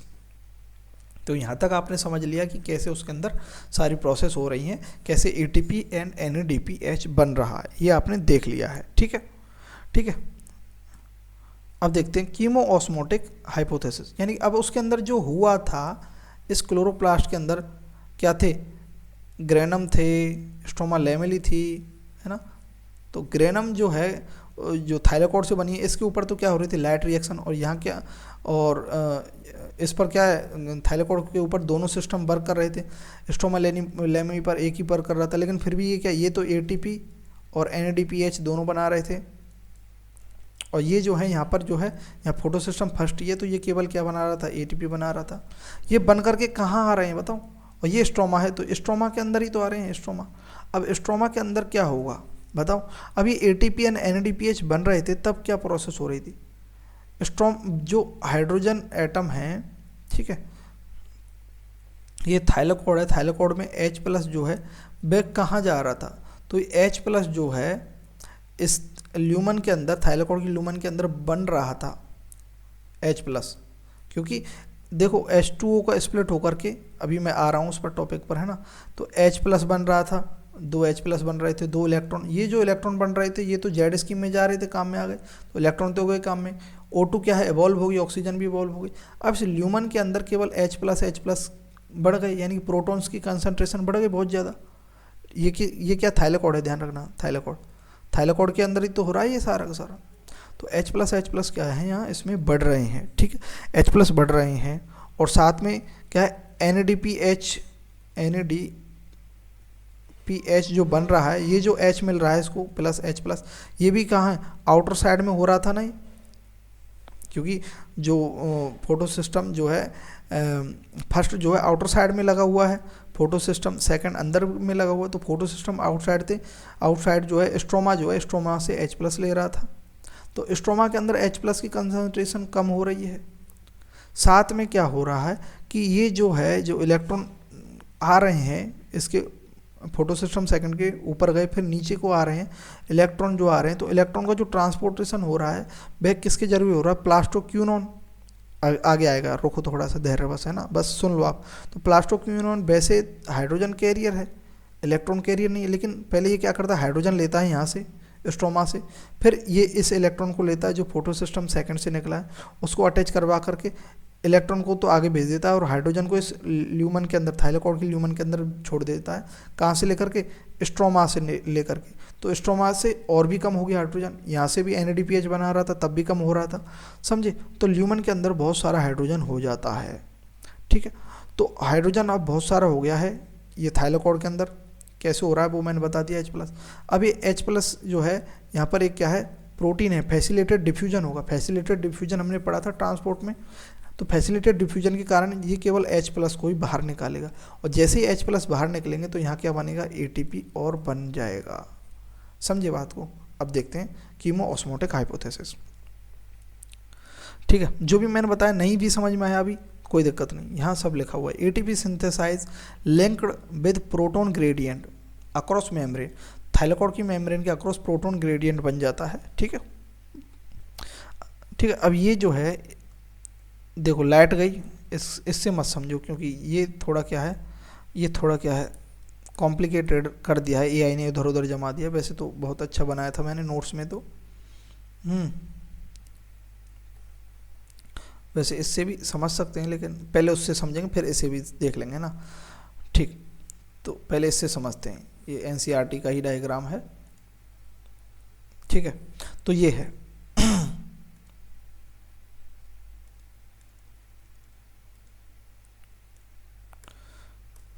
ठीक। तो देखो इसके अंदर क्या है, ये फोटो सिस्टम सेकंड लगा हुआ है, इनर साइड में ये वाटर का क्या हो रहा है, स्प्लिट हो रहा है, वाटर स्प्लिट होकर के किस में जा रहा है, H2 स्प्लिट हो रहा है, O2 तो क्या है इवॉल्व हो जाता है, और इलेक्ट्रॉन कहाँ गया, इसके पास चला गया। अब इसके अंदर क्या है, इस ल्यूमन के अंदर क्योंकि इनर साइड में हो रहा है तो H प्लस बढ़ रहा है, यहाँ से बढ़ गया, एक तो यहाँ से बढ़ रहा है H प्लस, समझ रहे ना, अब बात को ध्यान से देखना है ना। अब इलेक्ट्रॉन यहाँ से एक्साइट होकर के जा रहा है क्योंकि लाइट एनर्जी मिल रही है हमें, है ना। अब ये जो स्ट्रोमा है ये, ठीक है, बाहर जो है ये तो थाइलाकोड है ना, ये थाइलाकोड है, थाइलाकोड के बाहर क्या है, स्ट्रोमा है, तो स्ट्रोमा में क्या है, H प्लस है। अब जैसे ही इलेक्ट्रॉन जाता है तो एक कंपाउंड है, कॉम्प्लेक्स है, प्लास्टोक्यूनोन, PQ प्लास्टोक्यूनोन है, ये इलेक्ट्रॉन को क्या है आगे, ये रहा प्लास्टोक्यूनोन, इलेक्ट्रॉन को आगे ट्रांसफर करवाता है किसको, साइटोक्रोम B6 के पास, ये इलेक्ट्रॉन ट्रांसपोर्ट सिस्टम है, इलेक्ट्रॉन को ट्रांसपोर्ट, तो ये कैसे देगा इलेक्ट्रॉन को, तो ये प्लास्टोक्यूनोन है, यहाँ पर मेम्ब्रेन पर ही अटैच रहता है ये कॉम्प्लेक्स, तो ये क्या एक्चुअली में हाइड्रोजन कैरियर है, H प्लस कैरियर है, इलेक्ट्रॉन का कैरियर नहीं है, लेकिन हमें तो इलेक्ट्रॉन कैरियर करवाना, तो ये क्या करेगा, यहाँ से क्या H प्लस लेगा प्लास्टोक्यूनोन, तो PQH प्लस बन जाता है। अब यहाँ H प्लस ले लिया, फिर यहाँ से जो इलेक्ट्रॉन था उसको इलेक्ट्रॉन को लेकर के ये क्या बन जाता है, PQH बन जाता है। अब PQH प्लस में इलेक्ट्रॉन मिल गया तो वह क्या बन गया, PQH बन गया, है ना। अब PQH बन गया तो ये क्या करेगा, प्लास्टोक्यूनोन जो है इधर H प्लस को छोड़ देगा, अगर H प्लस को छोड़ देगा तो अब क्या बचा इसके पास, पी क्यू, एक इलेक्ट्रॉन बचा, एच प्लस चला गया, कहाँ पर आ गया एच प्लस, स्ट्रोमा से ये वाला एच प्लस इधर आ गया। समझे आप बात को, समझ रहे हैं नहीं थोड़ा सा, है ना। अब पी क्यू इलेक्ट्रॉन बचा, तो इलेक्ट्रॉन किसको दे दिया इसने, साइटोक्रोम को दे दिया। अब साइटोक्रोम से इलेक्ट्रॉन कहाँ जाएगा, आगे प्लास्टोक्यूनॉन, प्लास्टोसाइनिन। प्लास्टोसाइनिन क्या है, ये भी इलेक्ट्रॉन ट्रांसपोर्टर है, यानी कि एक शटल का काम करता है, दो इन दोनों के बीच में इलेक्ट्रॉन को पहुंचाने वाला शटल जो होती है ना, है ना, वो यही तो काम करती है, दो स्टेशंस के बीच में कुछ भी प्रोडक्ट्स वगैरह उसको पहुंचाना। तो प्लास्टोसाइनिन क्या है, कॉपर कंटेनिंग एक प्रोटीन है जो इलेक्ट्रॉन्स को ट्रांसपोर्ट कर पाता है ना।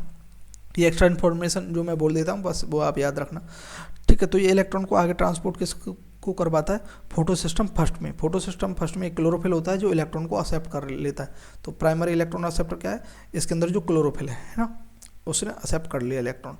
तो अब देखो इलेक्ट्रॉन एक्सेप्ट कर लिया, इलेक्ट्रॉन एक्सेप्ट करके ये अपने एक्साइट होगा एनर्जी पा करके, ये इलेक्ट्रॉन आ गया अब यहाँ पर, यहाँ से चला है इलेक्ट्रॉन, ध्यान रखना, यहाँ आ गया।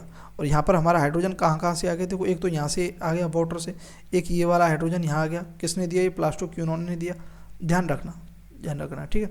अब इलेक्ट्रॉन यहाँ आ गया, यह इलेक्ट्रॉन आ गया, लाइट एनर्जी लेकर के एक्साइट होकर के ऊपर जाएगा। तो एक्साइट होकर के जब ऊपर जाएगा तो इसका जो एक्सेप्टर है वह क्या है, फेरोडॉक्सिन है,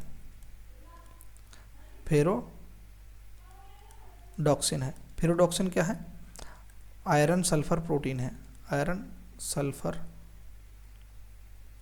चलो ये तो लिखने की आवश्यकता नहीं एक्स्ट्रा। फेरोडॉक्सिन है, ये एक क्या है, आयरन का एक प्रोटीन है, आयरन कंटेनिंग प्रोटीन है जो इलेक्ट्रॉन को यहाँ एक्सेप्ट कर लेता है। फिर आगे क्या FNR है, फेरोडॉक्सिन NADP रिडक्टेज एंजाइम है ये, ठीक है। ये क्या करता है, NADP को, NADP प्लस को H प्लस ये कहाँ से लेगा बताओ, ये स्ट्रोमा ही तो है, स्ट्रोमा से H प्लस लेगा और किस में बना देगा, NADPH में कन्वर्ट कर देगा। तो देखो यहाँ से और हाइड्रोजन कम हो गया, ये हाइड्रोजन भी स्ट्रोमा से कम हो गया, ये हाइड्रोजन स्ट्रोमा से कहाँ चला गया, ल्यूमन में, किसकी, थाइलाकोइड में, और यहाँ से ऑलरेडी क्या है, हाइड्रोजन बन रहा है। तो देखो आप ये प्रोसेस समझे या नहीं समझे बताओ, नहीं समझे तो कमेंट करना, ठीक है। तो मैं इसको दोबारा एक्सप्लेन करूँगा, वैसे दोबारा एक्सप्लेन करने के बजाय आप दोबारा इसको बैक करके भी देख सकते हैं। अब देखो यहीं पे सारा समझ में आ जाएगा, है ना। अब ये जो ल्यूमन है थाइलाकोइड की, उसके अंदर H प्लस की कंसनट्रेशन हाई हो गई, हाई हो गया H प्लस। अब हाई H प्लस हो गया तो सीधी सी बात है क्या होगा, अब H प्लस क्या हो गया, हाई हो गया, ठीक है, हाई कंसनट्रेशन में हो गया, है ना। और स्ट्रोमा की तरफ क्या है, लो कंसनट्रेशन है, हाई इलेक्ट्रोकेमिकल पोटेंशियल ग्रेडियंट बन गया, यहाँ इधर हाई है H प्लस का, इधर लो है। अब ये जो H प्लस आयन है ये ऐसे ही तो डिफ्यूज नहीं होगा इस मेम्ब्रेन से, है ना। इसके लिए एक स्पेशल टाइप का क्या है, गेट बना हुआ है, ठीक है। हमने पढ़ा था ना ट्रांसपोर्टेशन के अंदर फैसिलिटेड डिफ्यूजन, तो यहाँ डिफ्यूजन होगा H प्लस का, सारे H प्लस आएंगे। तो यहाँ क्या है, एक तो CF0, ये एक मॉलिक्यूल है, एक CF0 और एक क्या CF1, ये क्या है, ATP सिंथेटेज है, क्या है ये किसका मॉलिक्यूल है, ये ATP सिंथेटेज, किसका, ATP सिंथेटेज का, ये बात ध्यान रखना, ये इसका मॉलिक्यूल है जो ATP बनाएगा। अब देखो ये क्या है, CF0 है और ये क्या है, दूसरा CF1 है, दो ये इसके जो है मॉलिक्यूल। अब हाइड्रोजन इससे आएगा, यहाँ पर आ गया हाइड्रोजन, आकर के ये जो ATP सिंथेटेज है, इसका जो दूसरा मॉलिक्यूल है, जो मेन मॉलिक्यूल है जो ATP सिंथेसिस करेगा, जैसे इसमें हाइड्रोजन पास करेगा तो ये रोटेट होगा, CF1 रोटेट हो जाएगा, रोटेट होकर के क्या करेगा, ये ADP प्लस एक इनऑर्गेनिक फॉस्फेट जो है उनको ADP में एक इनऑर्गेनिक फॉस्फेट ऐड कर देगा और क्या बना देगा, ATP बना देगा। और इधर से रोटेट होने पर इधर से क्या है, ATP तो बन गया और H प्लस कहाँ पर आ गया, स्ट्रोमा के अंदर आ गया। तो इस प्रकार से कंसंट्रेशन भी क्या हो जाएगी, मेंटेन हो जाएगी, इक्विलिब्रियम में आ जाएगी, और साथ में हमें क्या मिलता जा रहा है, ATP बनता जा रहा है। तो इस प्रकार से ATP यहाँ बनता है, इसे क्या बोलते हैं, chemo hypothesis, chemo osmotic hypothesis, यानी केमिकल क्या हो रहा है, ऑस्मोटिक, है ना, ऑस्मोसिस हो रहा है, एक प्रकार से ऑस्मोटिक बैलेंस हो रहा है, ठीक है। समझिए आप बात को, तो ये तो समझने की कोई आवश्यकता नहीं है, मैंने वहीं बता दिया कैसे क्या हो रहा है, ठीक है। और जो लिखा हुआ है वो आपको पढ़ना है, बस मैंने यहाँ लिख दिया है, ये सारा का सारा कीमो कैसे हो रहा है, तो मैं बता देता हूँ, फिर भी इसको पढ़ देता हूँ, ठीक है, एक मिनट, ठीक है ना, एक मिनट देखते हैं कितना बड़ा हो गया लेक्चर, ठीक है, नहीं है ज़्यादा बड़ा, बस 10 मिनट और है ना, ठीक है। कीमोस्मोटिक हाइपोथेसिस में क्या होता है, ल्यूमन ऑफ थाइलेकोड में H+ की कंसंट्रेशन बढ़ जाती है, increase due to splitting of water, ठीक है, एक तो वाटर की स्प्लिटिंग के कारण, एज इलेक्ट्रॉन्स मूव्स, ये इलेक्ट्रॉन्स लिखा हुआ है ना, इलेक्ट्रॉन्स, ये एस कुछ नहीं है, ठीक है, एस है ना, electron move through the photo system, protons from stroma are transported across the membrane inner side of the thylakoid lumen आ जाएगा, जैसे इलेक्ट्रॉन आगे जाता है ना फोटो सिस्टम से, तो प्रोटॉन अंदर आ जाता है, कहाँ से, स्ट्रोमा से, है ना, अभी देखा था हमने, प्लास्टोक्यूनोन लेता है। This happen because one primary जो एक्सेप्टर, 1 डिग्री का मतलब प्राइमरी है ना, primary acceptor of electron which is located toward the outer side of the membrane transfer its electron not as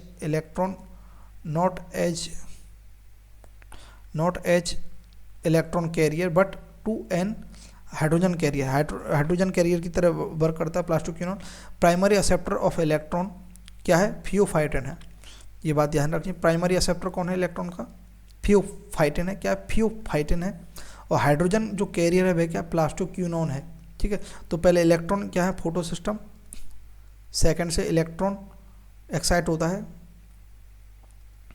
photo system से इलेक्ट्रॉन एक्साइट होता है light से, light पड़ी इस पर, ठीक है, एक्साइट हुआ, थियोफाइटिन इसको एक्सेप्ट करता है, थियोफाइटिन आगे किसको भेजता है, प्लास्टोक्यूनोन, प्लास्टोक्यूनोन क्या करता है, स्ट्रोमा से H+ लेता है, ठीक है, H+ लेकर के और ये इलेक्ट्रॉन लेकर के PQH बन जाता है, PQH बन जाता है, ठीक है, ये बात याद रखना, PQH बन जाता है, और H+ को क्या कहाँ छोड़ देता है, ये H+ को कहाँ छोड़ देता है, H+ को कहाँ छोड़ देता है, ल्यूमन में, और इलेक्ट्रॉन किसको दे देता है, साइटोक्रोम B6 इन ल्यूमन किसकी, थाइलेकोड की। फिर साइटोक्रोम B6 जो है इलेक्ट्रॉन को कहाँ देता है, प्लास्टोसाइनिन में। प्लास्टोसाइनिन क्या है, ये कॉपर कंटेनिंग एक प्रोटीन है जो क्या सटल की तरफ वर्क करता है ना, एक्ट एज सटल, ठीक है, शटल की तरफ वर्क करता है। ये इलेक्ट्रॉन को कहाँ देता है, primary acceptor of electron photo system first, वो क्या है, क्लोरोफिल ए ही है, होता है ना, क्या है, क्लोरोफिल ए को पाता है। फिर फोटो सिस्टम फर्स्ट से इलेक्ट्रॉन कहाँ पर जाता है, प्राइमरी इलेक्ट्रॉन एक्सेप्टर क्या है, फेरोडॉक्सिन है, फेरोडॉक्सिन से कहाँ जाता है, FNR, यानी कि ये क्या एक प्रकार का एंजाइम है, फेरोडॉक्सिन NADP रिडक्टेज एंजाइम है। ये क्या करता है, स्ट्रोमाक से अंदर से क्या लेता है, H+ लेता है ना, H+ लेकर के क्या बनाता है, NADPH के साथ मिला करके H+ को क्या बना देता है, NADPH बना देता है, NADP + H मिल करके NADPH बना देता है। तो इस प्रकार से क्या है, NADPH बन जाता है, और क्या बन जाता है, यहाँ पर क्या बन जाता है, ATP बन जाता है। यहाँ पर क्या बनता है, एक यहाँ लिखा नहीं है, यहाँ एक ATP बन, रेड से लिख देते हैं, यहाँ एक ATP बन गया, साइटोक्रोम B6 क्या है, इलेक्ट्रॉन ट्रांसपोर्ट सिस्टम में ATP एक यहाँ बन गया, और एक NADPH यहाँ बन गया। तो इस प्रकार से इसमें प्रोसेस हुई, जो हमने बता दी बस वही लिखा हुआ है। By this within the lumen hydrogen जो है, प्रोटॉन जो है H+ जो है इंक्रीज हो जाते हैं in chloroplast outer side of the thylakoid, जो क्या है, स्ट्रोमा है ना, मेम्ब्रेन H+ क्या हो जाते हैं, decrease toward the stroma side. तो proton gradient created, proton gradient जो है बन जाता है। अब प्रोटॉन क्या है, आगे जाता है, तो ATP का सिंथेसिस होता है, प्रोटॉन ग्रेडियंट जब ब्रेक डाउन होता है यानी कि हाई टू लो कंसंट्रेशन में जाता है। ये मैंने सारा बता दिया इसलिए फास्ट बता रहा हूँ। Break down of proton gradient क्या होता है, तब क्या बनता है, ATP का सिंथेसिस होता है, H+ move toward the stroma, stroma के पास फिर से H+ मूव होगा, क्योंकि स्ट्रोमा के अंदर H+ की कंसंट्रेशन कम हो गई। H+ move toward stroma through the transmembrane channel. Transmembrane channel कौन कौन से, जो क्या ATP सिंथेटेज है, CF0 of the ATP synthetase, CF0 जो है एम्बेडेड इन मेम्ब्रेन, CF0 किस में एम्बेडेड है, membrane of thylakoid, carried out facilitated diffusion on ATP synthase enzyme has 2 part, CF0 and CF1, दो पार्ट रखते हैं।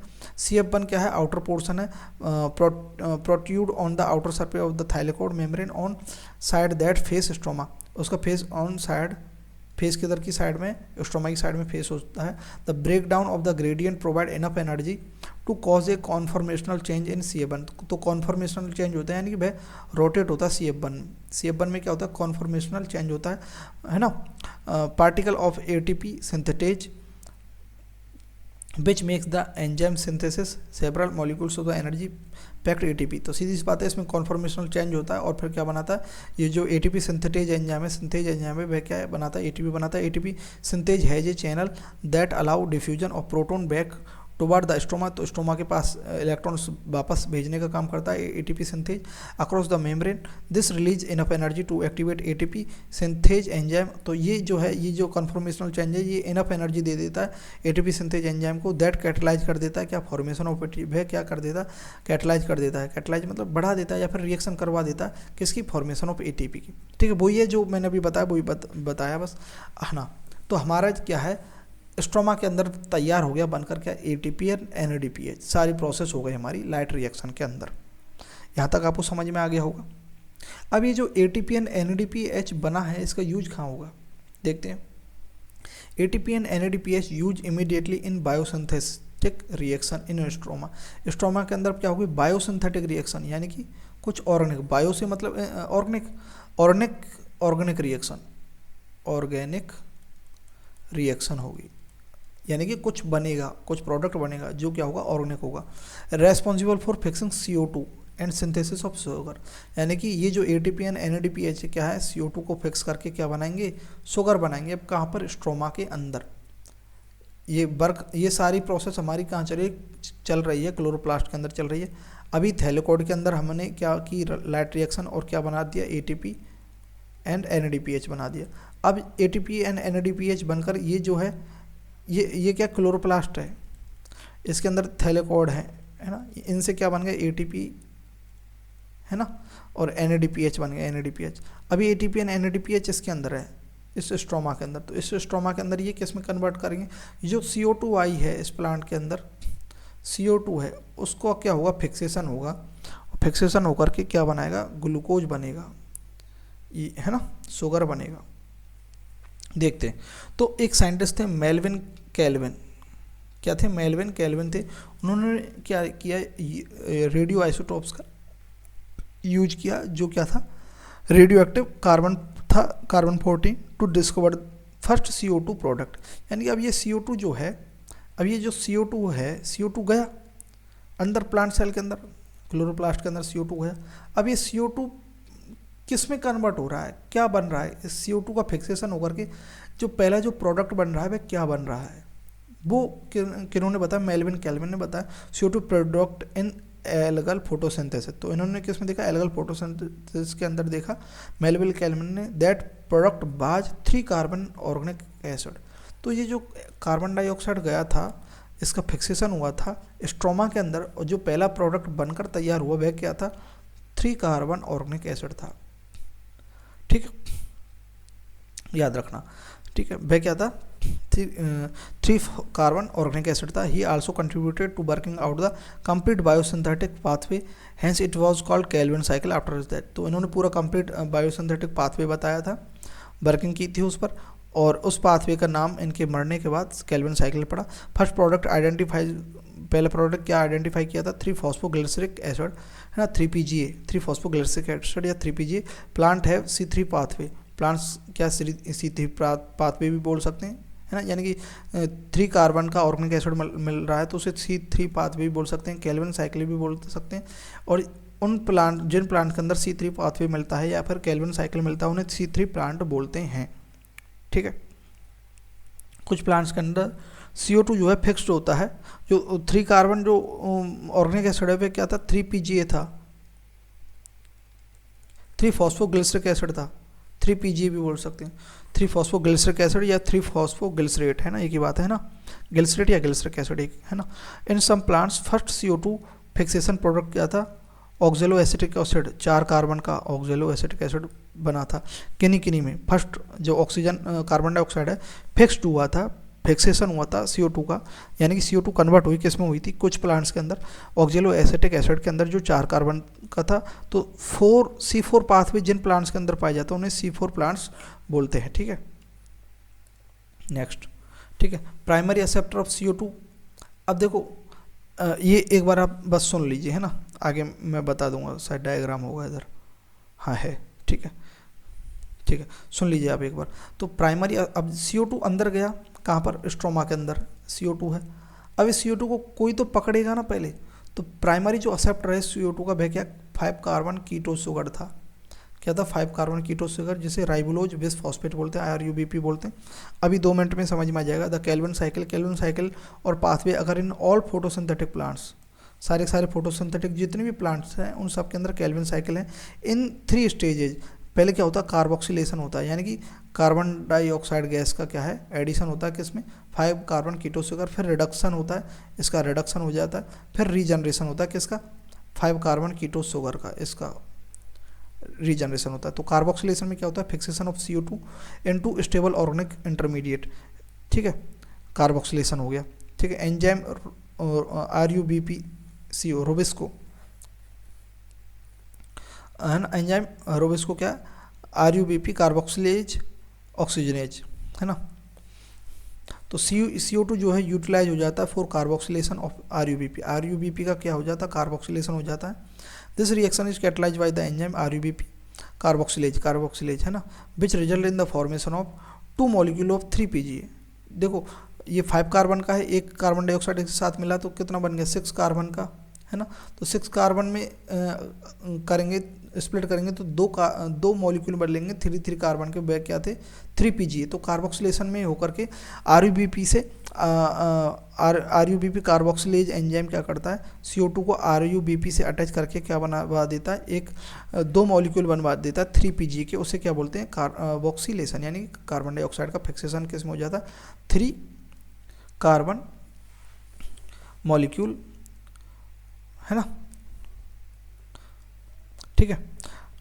हर साइकिल में एक साइकिल पर CO2 मॉलिक्यूल, एक साइकिल जब कंप्लीट होता है ना, तब एक CO2 मॉलिक्यूल फिक्स होता है, ठीक है।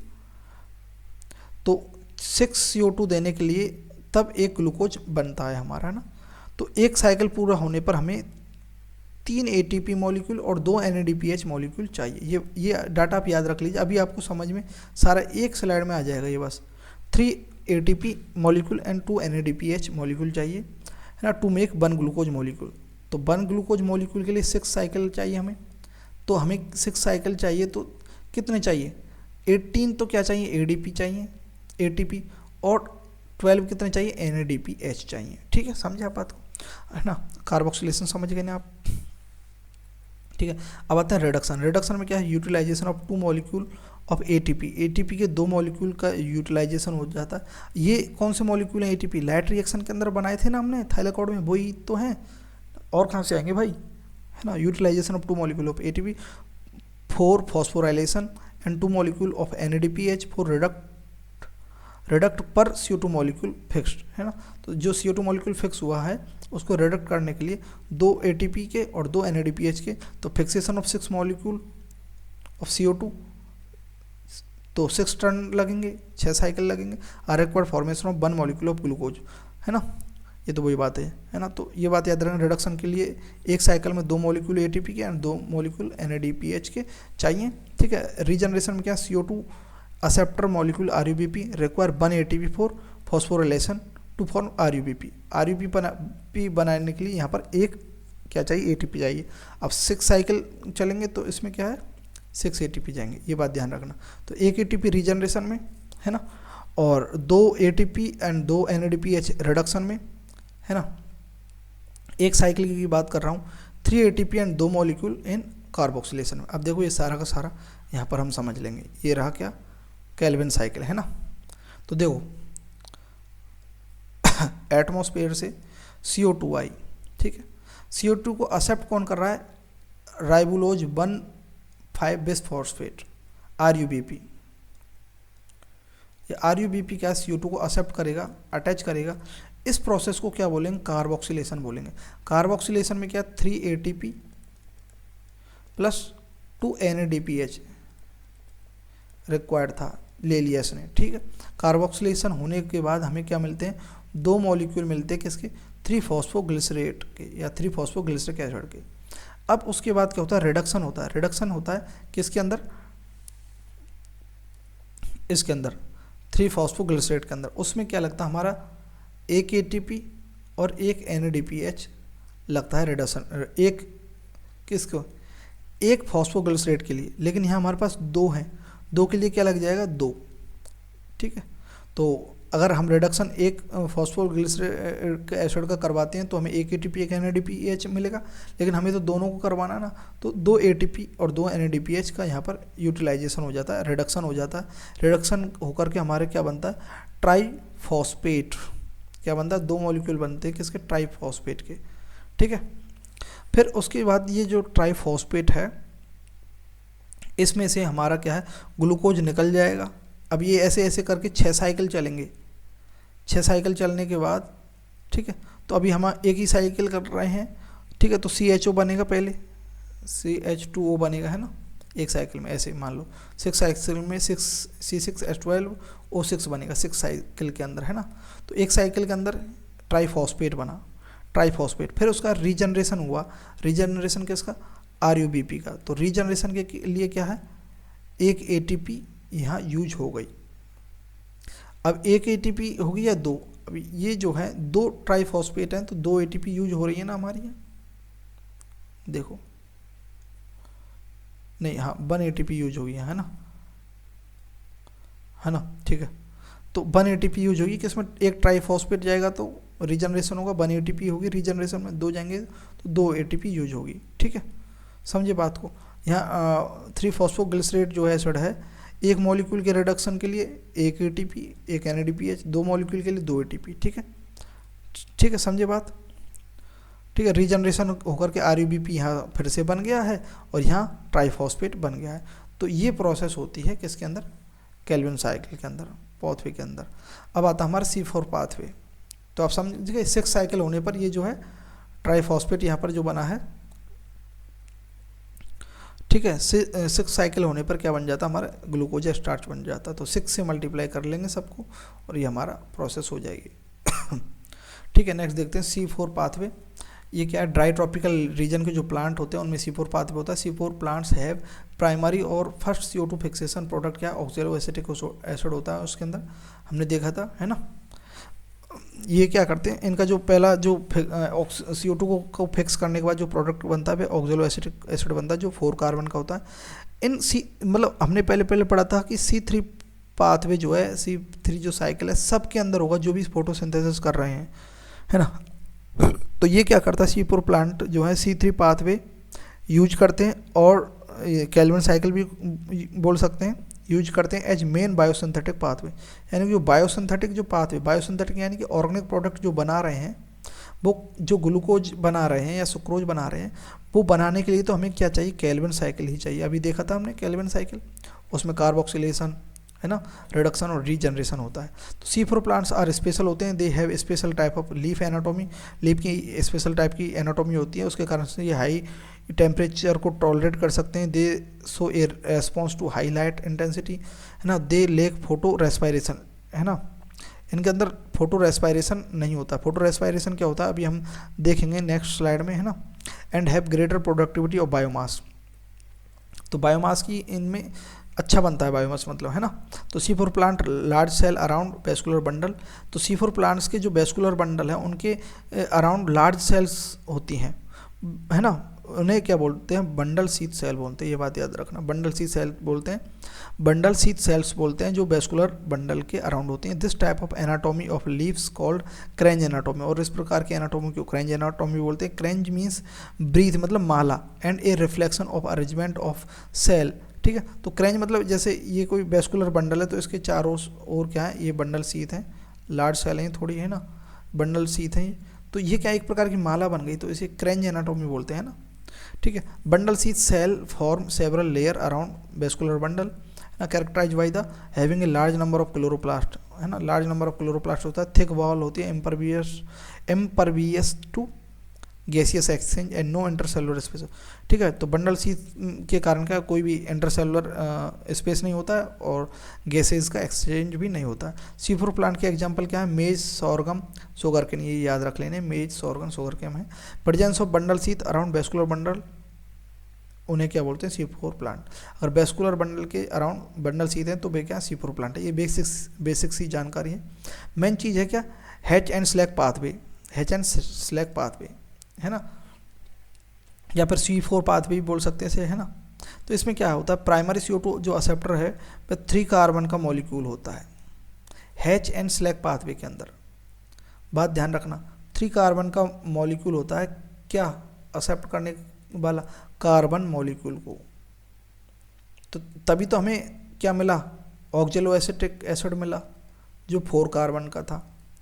जब CO2 को एक्सेप्ट करने वाला 3 कार्बन का होगा तो CO2 को एक्सेप्ट करके फिक्स कर दिया CO2 को, है ना, एक्सेप्ट कर लिया, फिक्सेशन कर लिया, मतलब कन्वर्ट कर दिया, तो हमें क्या मिला, ऑक्जेलोएसिटिक मिला। तो वह जो 3 प्राइमरी एक्सेप्टर था किसके अंदर, C4 प्लांट्स के अंदर, ठीक है, वो क्या था बताओ, फॉस्फोइनोल पायरुवेट था, 3 कार्बन का था, प्रेजेंट इन मेसोफिल सेल्स के अंदर प्रेजेंट है ना। Enzyme for fixation of PEP, phosphoenol pyruvate को फिक्सेशन करने के लिए क्या, कौन सा एंजाइम है, PEP केज, है ना, PEP कार्बोक्सिलेज, है ना, PEP केज या PEP कार्बोक्सिलेज, यानी कार्बोक्सिलेज कहाँ लगता है, जहाँ कार्बन डाइऑक्साइड का फिक्सेशन होता है, ठीक है। प्राइमरी CO2 फिक्सेशन प्रोडक्ट क्या है, ऑक्जेलोएसिटिक एसिड है ना, C4 एसिड है, यानी 4 कार्बन का एसिड है ऑक्जेलोएसिटिक एसिड, है ना, फॉर्म इन मेसोफिल सेल्स, है ना। Oxaloacetic acid form malic acid 4 carbon का, एस्पार्टिक या फिर aspartic acid in mesophyll cells, है ना। मैलिक एसिड और aspartic acid transported bundle sheath sales. तो ये ऑक्जेलोएसिटिक एसिड से क्या बनता है, मैलिक एसिड, और मैलिक एसिड या फिर एस्पार्टिक एसिड बनता है ऑक्जेलो एसिड से, है ना। और वह ट्रांसपोर्ट कहाँ हो जाता है, बंडल शीथ के अंदर, बंडल शीथ सेल्स के अंदर ट्रांसपोर्ट हो जाता है। In bundle sheath cells broken CO2 plus 3 carbon molecule release in bundle sheath. तो बंडल शीथ में अब क्या होता है, ये जो 4 कार्बन की एस्पार्टिक एसिड मैलिक एसिड है, ये क्या है, बंडल शीथ के अंदर जाकर के ब्रेक डाउन होते हैं CO2 में और 3 कार्बन मॉलिक्यूल में, है ना। तो CO2 कहाँ रिलीज हो जाती है, बंडल शीथ में, है ना, बंडल शीथ सेल के अंदर हो जाती है।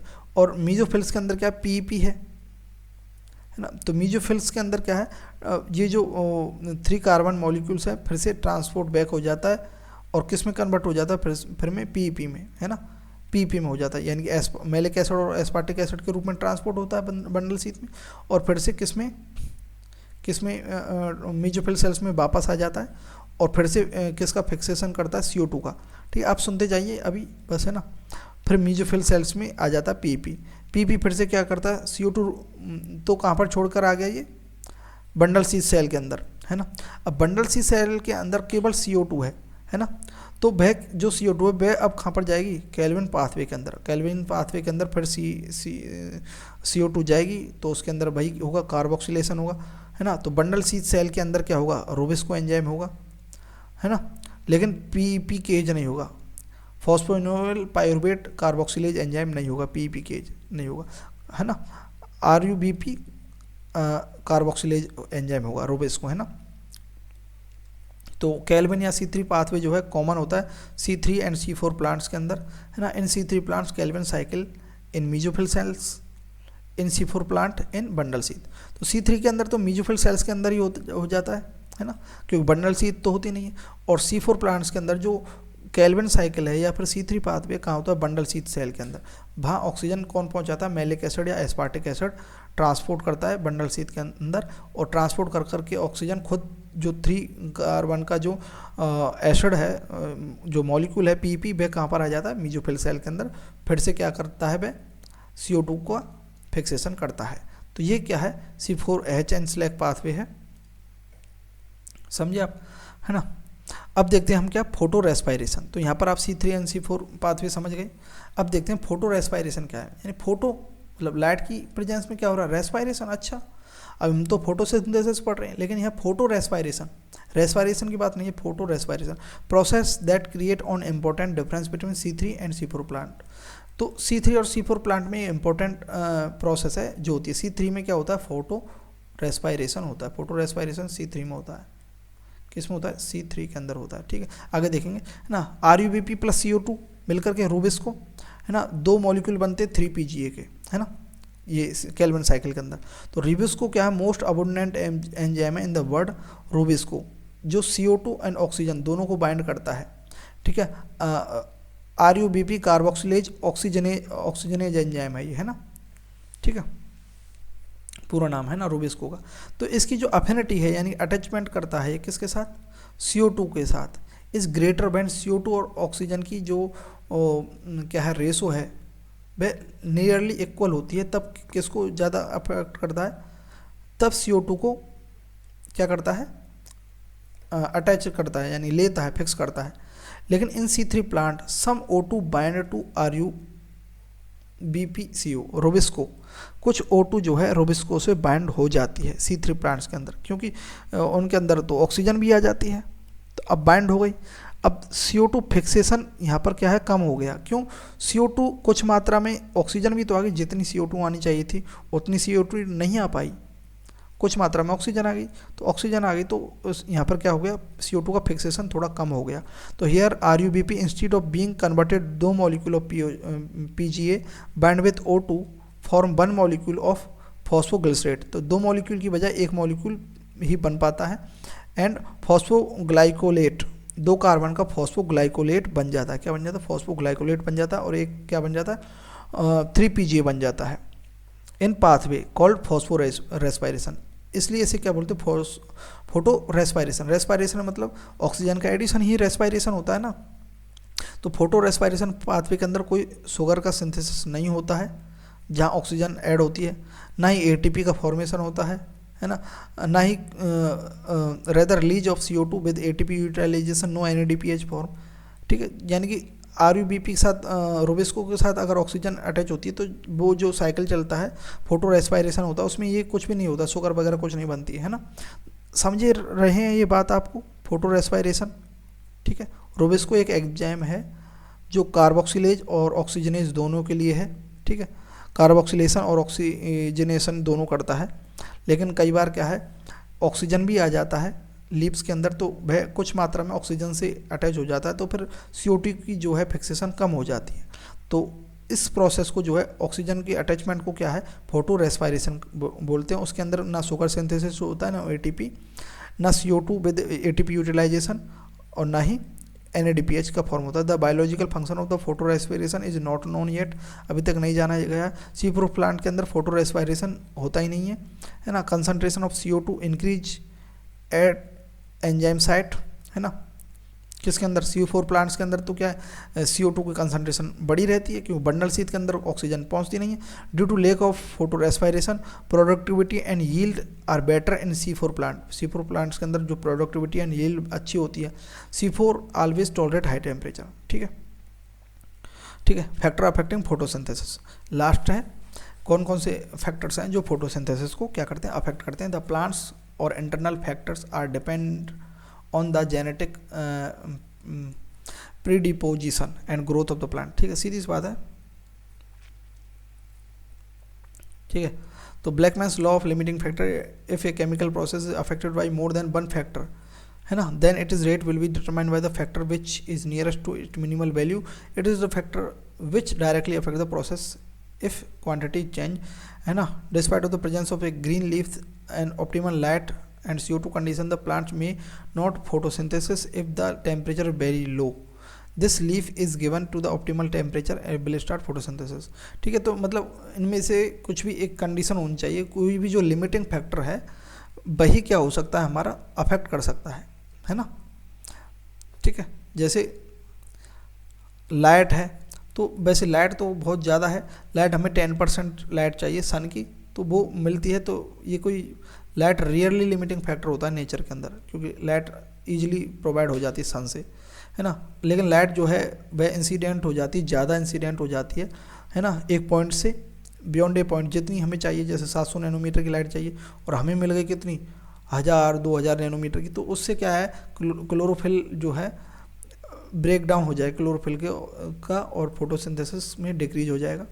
ठीक है, CO2 की कंसंट्रेशन, अगर CO2 की कंसंट्रेशन एटमॉस्फेयर में 0.03 से और 0.04% के बीच में वेरी करती रहती है। अगर CO2 की कंसंट्रेशन 0.05% से ज़्यादा है या इंक्रीज हो जाती है ना, तो CO2 फिक्सेशन रेट जो है beyond this level can become damaging over longer period, है ना। CO2 की फिक्सेशन बढ़ती है ना, लेकिन 0.05% पर, है ना, इंक्रीज होती है CO2 की कंसंट्रेशन 0.05, लेकिन इससे 0.05 से ज़्यादा हो जाती है तो वह डैमेज कर देती है। ठीक है, उसको